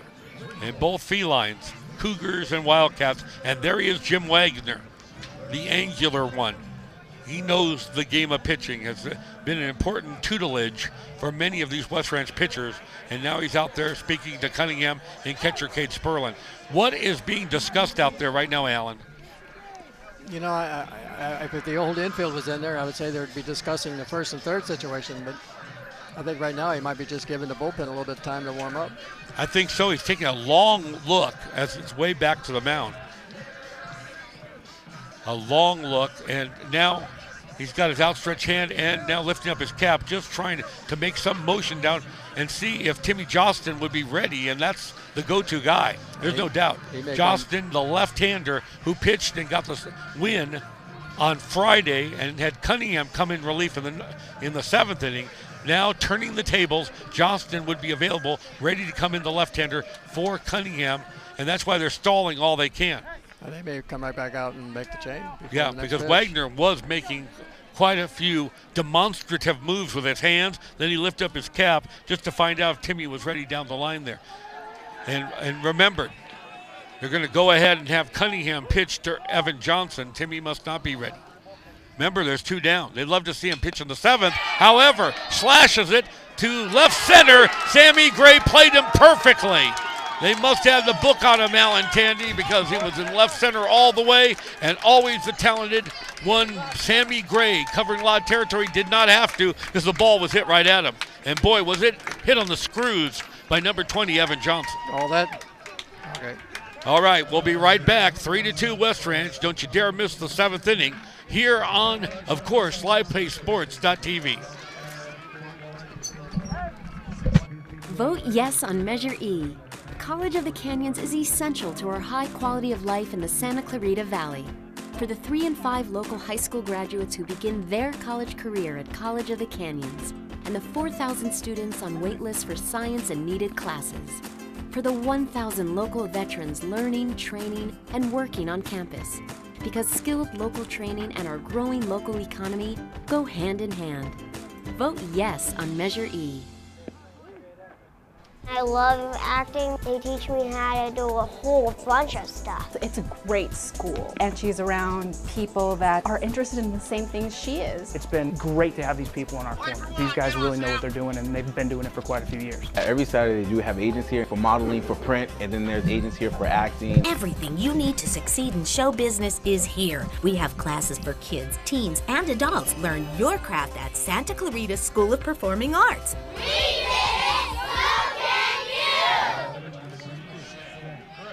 We swing now to the 7th inning of play. Welcome back, everyone, in Norco, California. Ronnie Wald along with Alan Tandy. Treyas back on the hill, and Sammy Gray starting things off for the Cats here in the 7th and fouling it away 0-1. And I'll tell you something, they really rolled the dice on that one, Alan, considering that Timmy Johnston was getting ready in the bullpen, and they went with it. Cunningham made the pitch to Evan Johnson. He tagged it, but Sammy Gray, who's at the plate right now, really played it perfectly. Yeah, all that tension just ended by one pitch. Such is baseball. And Gray pulls back, cobra-like, no, cat-like, to get the euphemism down correctly, and did not get away from it that time. It's a strike from Treyas. It's 0-2. Sammy Gray, Blake Baumgartner, Cade Sperlin for the Wildcats here in the 7th inning. And now, Ryan Lindgreen needs to talk to Sammy just for a minute. Jason Dries showed up on the graphic, but actually Jason out in the last inning. Gray starting things off, the right-handed bat. Dries the lefty. There we go. Sammy 398. Yes, those numbers are real, and what an incredible senior season he's had. Waiting at the plate, Treyas eyeballing his catcher. Waiting one more time, Pimentel. And this hit on the ground, deep in the hole. It's going to be real trouble. The long heave to first, over the head. And Sammy Gray's going to remain firmly ensconced at first base. He wasn't going anywhere on the overthrow. There was no chance that the shortstop, Brendan Brooks, would even attempt to throw like that with a guy that has good speed like Sammy Gray. You end up, Alan, maybe causing quite an injury going after a throw like that. It's better just to hold on to the baseball and accept the infield hit. Yeah, he made a nice play getting up real quick, but that was just too long of a throw. An Ozzie Smith-like play. I don't think he has an Ozzie Smith-like arm, but heroic effort. But he ends up throwing it over the head of the first baseman, and maybe Gray would have ended up at second. And in the 7th inning, you don't want to risk that, as Blake Baumgartner's at the plate, and the pitch to him is going to be a ball, and it's 1-0 to Blake. Blake 0 for 2 in this ball game. Hungry hitter after the outstanding job he did on Friday. Homer and then some against Mater Dei to get to this second round ball game. Just missed that one. All ball straight back. Casey Burrell got as far as the semis at Long Beach, Blairfield in 2012 against a Big 8 opponent of Norco, Corona High, and lost to them 4 years ago. Chopper over the mound, charging quickly.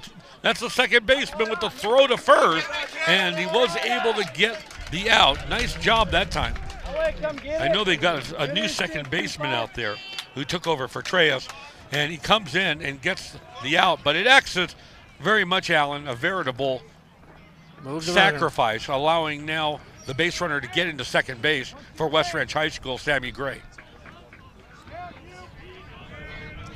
So they made it a close bang-bang play at first, and now here's Cade Sperlin with one down in the 7th inning, and West Ranch badly looking for insurance runs. The big roundhouse curveball is good enough for a strike to Cade, 0-1. Right now, dog! Come across. It's live play sports coverage of the CIF Southern Section 4 Championship. It's a dandy of a ball game. Sure glad you're with us here on the network. Also bringing you audio only on Waldcast. Heard around the world, got a big audience out there. Hope you're enjoying it on this Tuesday. Offering to Sperlin, finds itself outside 1-1.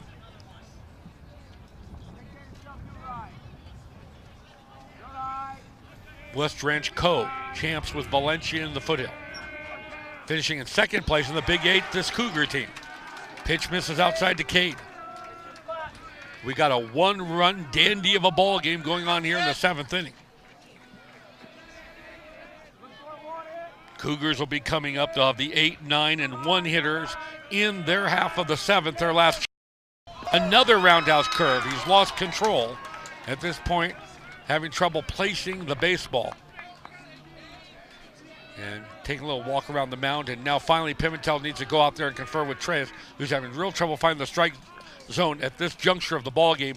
And again, the most important part of the ball game, the 7th inning, they can't afford to allow any more runs to the Wildcats. You lose that feeling, you start thinking too much out there. Mortgage Partners, thanks again. We wouldn't be here without you or the Santa Clarita School of Performing Arts. or all our other great sponsors. We're really grateful to all of them. Mortgage Partners, keeping the American dream alive for you. 3-2 Cats, 7th inning, 1 down. Runner at second, way outside and misses, ball 4. So opening up a veritable Pandora's box right now is this Norco team, allowing the single to Gray. Baumgartner out, but worked as almost like a sacrifice to get Sammy over to second, and then Cade Sperlin walks. He's on first base, so runners at first and second. Doug Gregg steps up there. The offering to Doug misses outside, 1-0. 5-6.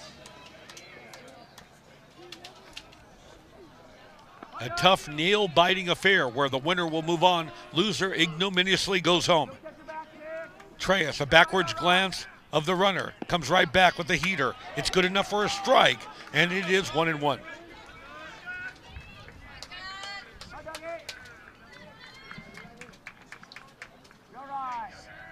In a day that started dark and cloudy, it turned out to be a beautiful baseball-like day here in the Inland Empire as the pitch is a curve that's inside and 2-1. Treyas has taken over for Travis Kuhn, the starting pitcher that went 4 2/3 innings in this ballgame. Jack Cunningham, the senior, all the way for the Wildcats. Here's the 2-1 pitch. High pop-up, a mile high, coming back. The catcher has a beat on it, but it's going to end up amongst the customers. Here we go. As you can see, a tremendous atmosphere here and a great baseball layout, Alan. You can almost reach out and touch the players. Perfect. Can't think of a better way to spend a Tuesday. Sure glad you're with us on the network. If you don't get excited about the CIF playoff baseball packages in these ball games, you don't have a pulse. You better check yourself into the ER. You're flatlining. Now you see a little bit of his uniform, the pitcher, rippling out there as the shot is of Doug Gregg. Wind kicking up in very incoherent patterns so far in the latter stages of this ball game as the Treyas steps off the rubber, back up there one more time with the count now 2-2 to Douglas Gregg. The fastball. He says that's strike 3 called. Doug can't believe it, neither can the West Ranch faithful. There's been a number of low strikes, including that one to Doug Gregg. With the bat left on his shoulder, goes back to the dugout. And now Danny Lovano, here it comes one more time. You make the judgment at home. Need the side view. It's an election year. We let our listeners, fans, and viewers judge for themselves. Now that one, he did commit himself. No doubt Lovano went after that junk down there in the dirt. He shouldn't go fishing for that. Lovano has been so solid, staying very much with pitches in the strike zone and accumulating this fantastic average upwards of 395. But it's dropped a bit. It was around 440 a few days ago. He laid off that pitch, and that was a high, hard one, and that's run the count now 1-1. Definitely a low ball umpire, huh? No doubt.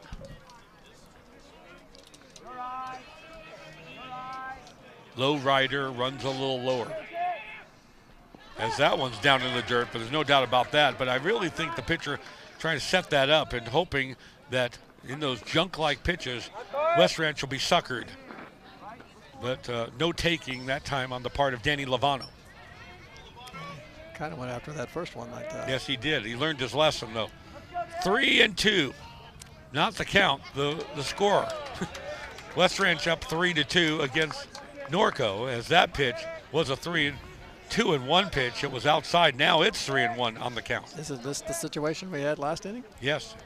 You got now Wildcats making their moves. Gray at second and a very liberal lead, a comfortable lead at first base for Drew, or check that, for Cade Sperlin, but the pitch is high. Lovano didn't want anything to do with that one. Ball 4, and now the base is loaded again for West Ranch. Boy, they've left a number of runners on base in this ballgame. Maybe now they'll hit Nirvana, the promised land. And before we can go any further, one of the coaches from Norco is going to go out there and confer with Treyas here with 2 outs in the 7th inning. West Ranch only up by 1 However, trying to break this game open and make it a lot easier for possibly Cunningham will come back and just close the door. They won't even go to Jostin. I don't know. How do you feel about that, Alan? We're going to, by the way, keep it right here through this break. And Alan, Jostin was warming up to possibly come out in the 6th. But if they get any kind of big lead here, I think they'll let Cunningham come back. Yeah, I'm not sure. A base hit here would probably help their decision. Oh, boy, would it. All right, let's see how it all shakes out.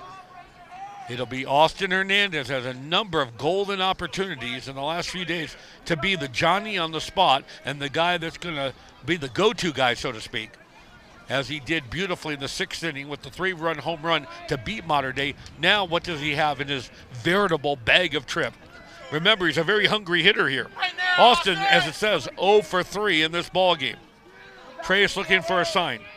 Again, FOW, bases full of Wildcats. He committed himself on that low pitch. He knows he should not have. And it is 1 strike, 0-1. Now, buddy, we want more 1-5. Here we go. Sammy Gray at 3rd. Cade Sperlin at 2nd. At first base, Danny Lovano. A trio of seniors out there with the junior Hernandez waiting at the plate. 4 homers this year, 21 runs batted in. Treyas comes to the plate. The curveball dances over for a strike, and now it is 0-2. Hernandez, amazing story, and one that, again, you don't know if he's feeling at any given time physically weak. He started the season just at 75% strength. How has he mustered the energy and strength to put up Herculean numbers that he's had? And now he's being asked one more time to do it here in the 7th. Here's the pitch. Swung on and missed, strike 3. Austin, long walk back to the dugout. He gave it his all. He went for the fences as he did on Friday, but came up short. And now, last chance for Norco in the bottom of the 7th. Here we go. Don't you dare miss it here on liveplaysports.tv. West Ranch 3, Norco 2. Okay. Go for it.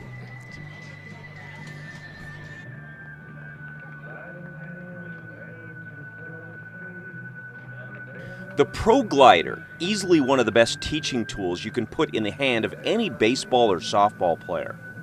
The Pro Glider, as you swing with that Pro Glider, you can actually see the flight of the ball.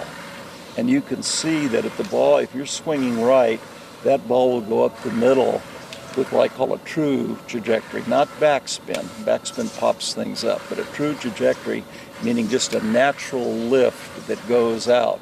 Craig Wallenbrock has instructed major league hitters for several decades. He's seen every gimmick around, but as a coach who teaches with video, Wallenbrock loves the Pro Glider because of its positive muscle memory reinforcement. Yeah, it's the hands that hold the bat and what they do. And that's why I think this is such a great training device. It is a teacher. Order your Pro Glider at the web address listed below. This ball game brought to you by Pro Glider Bats, the inventor, the veritable, again, Einstein behind it, sitting next to me, Alan Tandy. Tell us a little bit about that bat. Well, I think what I have fun with this bat is putting it in the hands of a very skeptic hitting instructor and watch how he changes his attitude towards it after he swung it a couple of times. It's been an amazing tool. Great. Well, you can check it out, ProGliderBats.com. Thank you for sponsoring the game and being with us. Now we swing into the bottom of the 7th. Last chance in the right now person of Everett Irvin, and they brought Jack Cunningham back out with the faith and trust and hope in him. They'll be able to close out the deal here and get another complete game victory as he did against Valencia a week ago last Wednesday. 3-quarter delivery. The pitch finds itself squirting away, getting away, and it's now 2-0. The metaphor has to be used again. Tension so thick you can cut it with a knife for both sides. West Ranch and Norco. Winner moves on. Loser ignominiously goes home. Moving now, one more time, Cunningham. Here's the offering. It's over for a strike, and it is 2-1. I'd say he needed that one. Alan, who says the CIF Southern Section 4 championships aren't exciting? Can't figure out a better way to spend a Tuesday afternoon. Cunningham 3-quarter delivery. It's going to be a strike. Didn't we just say he was a low ball strike umpire? And now he goes one. after the one on the outside corner. West Ranch fans will take it. He's called a few out there. He's being consistent. Scoreboard showing now. They're straightening it out. Deuces Wild 2-2. We're here in the 7th inning. Got a big audience. We welcome you on waldcast.com on the audio only. Now our, again, video broadcast, liveplaysports.tv as it's fouled away. A souvenir for the fans, and it will remain 2-2. And I'll tell you something, I've never seen Old Glory on his staff in left center move with such rapidity as it is right now. The wind gust moving to left. Eastbound is about 20 miles an hour. A little chopper down the line. Foul. Now Cunningham tried to grab it, and they're going to say it's a foul ball. Boy, he took a risky move that time, Alan, because what he did was try to grab it, and then he ended up knocking it back into fair play. It would have been fair, and the runner would have been safe at first. I think he knew he probably didn't have a play at first, and as soon as it went foul, he touched it. It's always very risky over there knowing where your feet are in relation to the line while you're trying to pick up a baseball that's moving. Well, anyway, West Ranch will try it one more time with Everett Irvin. And by the way, Ponce Arguelles is on deck. And then the top of the order doesn't get any easier. Brendan Brooks for the Cougars. Pitch just misses. I was waiting for the head umpire on that low pitch to make his classic designation, weren't you? That's been a strike all day. Yeah. Not that time. That's he tough. wasn't going to give Jack Cunningham anything. It's 3-2 right now to Everett Irvin. Here's the pitch. Flared foul, left side, and out of play. The whole game changes if he gets on one on base on ball or hit. The battery remains the same. Cunningham and Sperlin, Gregg, Valdez, Baumgartner, Lovano around the infield, and Alex Lee, Sammy Gray, and Jason Driesen right for the Wildcats. Pitch, and it was ball 4. Then why is he going back to the dugout? We were fooled. Everybody was fooled. It's ball 4. That was pretty obvious, but for some reason, that young man, Everett Irvin, like a lot of the players out there, have been fooled by the umpires who haven't been very clear on their designations. And usually it's the other way around. You know, you think you've taken first base, but it's a strikeout. I've never seen it where a guy accepted a strikeout, but he really walked. And that's what just happened. There's the replay. Look, watch this. He's walking back, dejected. I've been denied. I struck out. And the umpire said, get back over here. You get the walk.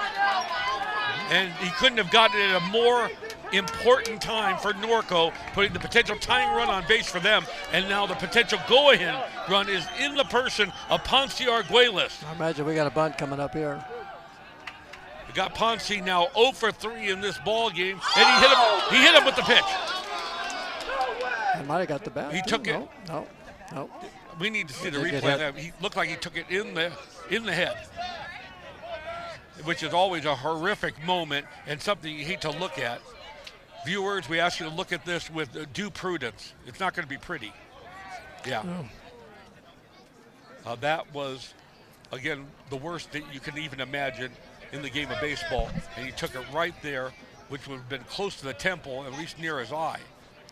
And for a moment in time, the young man, Ponce Arguelles, was staggered, and now he's being looked at by one of the trainers, the umpire out there as well. I can't imagine it wouldn't have effect on him, knowing that Cunningham has pitches upwards of over 80 miles an hour. And that came in near again between his eye and his temple. There's no way I can imagine him even staying in the ball game. No way. With it being the 7th inning, bottom of the 7th inning. Off that area. And like I said, we will replay that, but we'll do it with, again, due prudence, because that's not something that we want even our children or most people to dwell on, because that was something that you have to put up a warning label, I would think, right, Alan, before you take a look at something like that. It came in 80+ miles an hour, hit the young man Ponce Arguelles somewhere between the eye and the temple, and he's walking on his own volition, which is remarkable enough. We don't see anything except you know that a bruise and some inflammation will take place. As now number 12 is going to step up there and complete the at-bat. Lance Jennings up there, and Lance will get a chance to go up there with 1 out. Nobody out. Ended up going to first base, a pinch runner. Nobody out, Ronnie. Hit by a pitch. So now here's Lance Jennings with one down here in the 7th inning and takes a slider way outside and misses. Jennings, a .324 hitter, and they've hit him on the bench for the whole game.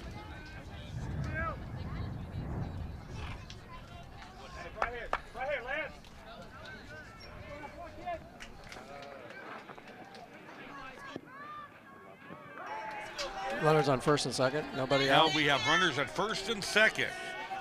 Here in the 7th inning, just being hit by the pitch and being hit in the head and walking away from it. A moment ago, Ponce Arguelles, first base. And now Jack Cunningham needs to throw over there, check the runner at first. I don't see a runner go at second. I don't know what happened. I really am perplexed by the ruling and what has now transpired. It shows on the scoreboard nobody out, however. Maybe this is a pinch hitter maybe they did hit the bat. He hit him clearly on the head. You can see on the replay. Yeah. As this pitch right now to Jennings, and it's going to be strike 2, so it's 1-2 right now to Jennings, the pinch hitter. Everett Irvin came up initially. Must be hitting for Got Everett. on first base, and then came Ponce Arguelles, who was hit by the pitch in one of the most awful videos you'd see anywhere, and I don't know why he didn't go down. I didn't see any bruising or inflammation, just incredible. It just glanced off, again, between the eye and the temple, and now, up there right now, Jennings takes the pitch. Strike 3 called.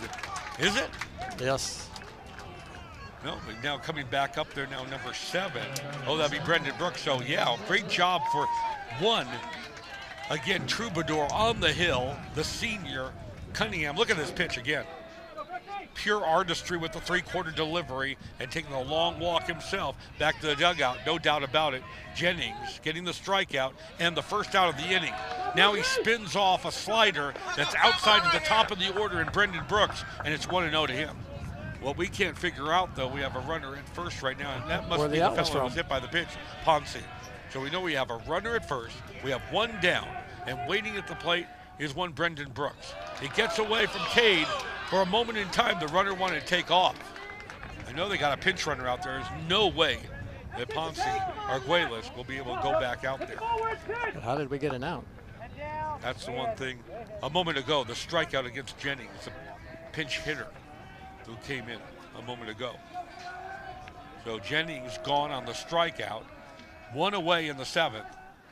A very strange, again, coterie of events that have taken place in this ball game, but we know one thing: Jack Cunningham is 2 outs away from getting West Ranch into a 3rd-round game Friday against either Oaks Christian or El Toro. Didn't Evan Johnson lead off the inning? Everett Irvin. And you had the leadoff hitter up now? Everett Irvin led off the inning. Ponce Arguelles was hit by the pitch. Brendan Brooks' spot is at the plate right now. Brendan Brooks takes a strike. It's 3-1 to him. It means it's got to be 2 outs. Shut the door, 1-4! So on our video screen, it shows 1. It shows 1 on the scoreboard. So you're exactly right.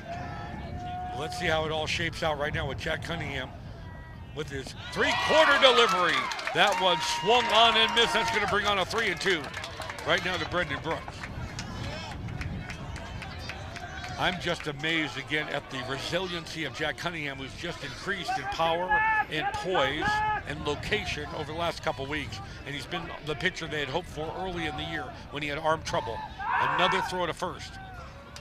And Cunningham stands tall right now, very much like Timmy Johnston, really much the dynamic duo, the lefty and the righty, talented starting pitching for this West Ranch team to carry them. Let's not discount, of course, the incredible glove work and their defense. Runner goes, it's a chopper right over to Cunningham. He's going to walk it back to first base, and that is the 2nd out. So we have a mystery out, and I hope it'll show up later on the scorecard. Allen here says he's been able to chronicle that being the 3rd out, but nope. We got one more to get through. This is the last chance for the Norco Cougars in the 7th inning. As you see, great play from Cunningham, able to flip it over to Gregg for the 2nd out in the 7th. And the last chance for the Norco Cougars here at home comes in the person of who else but Corey Treyas, who has come in as a relief pitcher for Kuhn. The pitch swung on and missed. 2 strikes away from a West Ranch victory. They're running on fumes right now. We gave a lot of credit to the great glove work and the great pitching, but hitting does it over and over again, but they're doing it with stalwart pitching and defense because they've only scored 8 runs in the last 2 ball games. And a 1-run affair here up 3-2. Cunningham starting to feel it with adrenaline. Forces that pitch a little bit and it's down low, and the count is even at 1-1. Another great ball game. We suspect West Ranch gets the victory. They'll be back on Friday, but right now Norco's got a guy at second. A chance to tie this ball game up with a great hitter at the plate, and the offering is way outside and misses. 2-1 to Corey Treyas. Grandma, here we go. Corey hitless in this ball game. So a talented pitcher, yeah, but also a very hungry hitter at the plate for the Norco Cougars. A backwards glance. He comes right back, and there's going to be a high pop-up. It's playable. Lee, of all people, will take it and left, and they've done it again.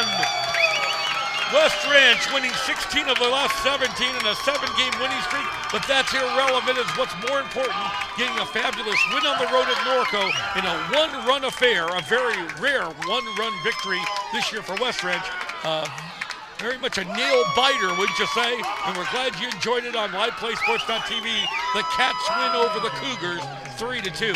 Alan, a ball game as interesting as can be, as again different as the win with Modern Day. A confusing at times ball game, but one that in the end came down to one Jack Cunningham who had the courage to see it through, and they ended up not going to the bullpen for Timmy Johnston because Cunningham took care of business himself. They were making the right calls at the end of the games. And I go back to that 4th inning when they scored those 3 runs and that squeeze play and how it all set up the whole inning and probably the difference in the game.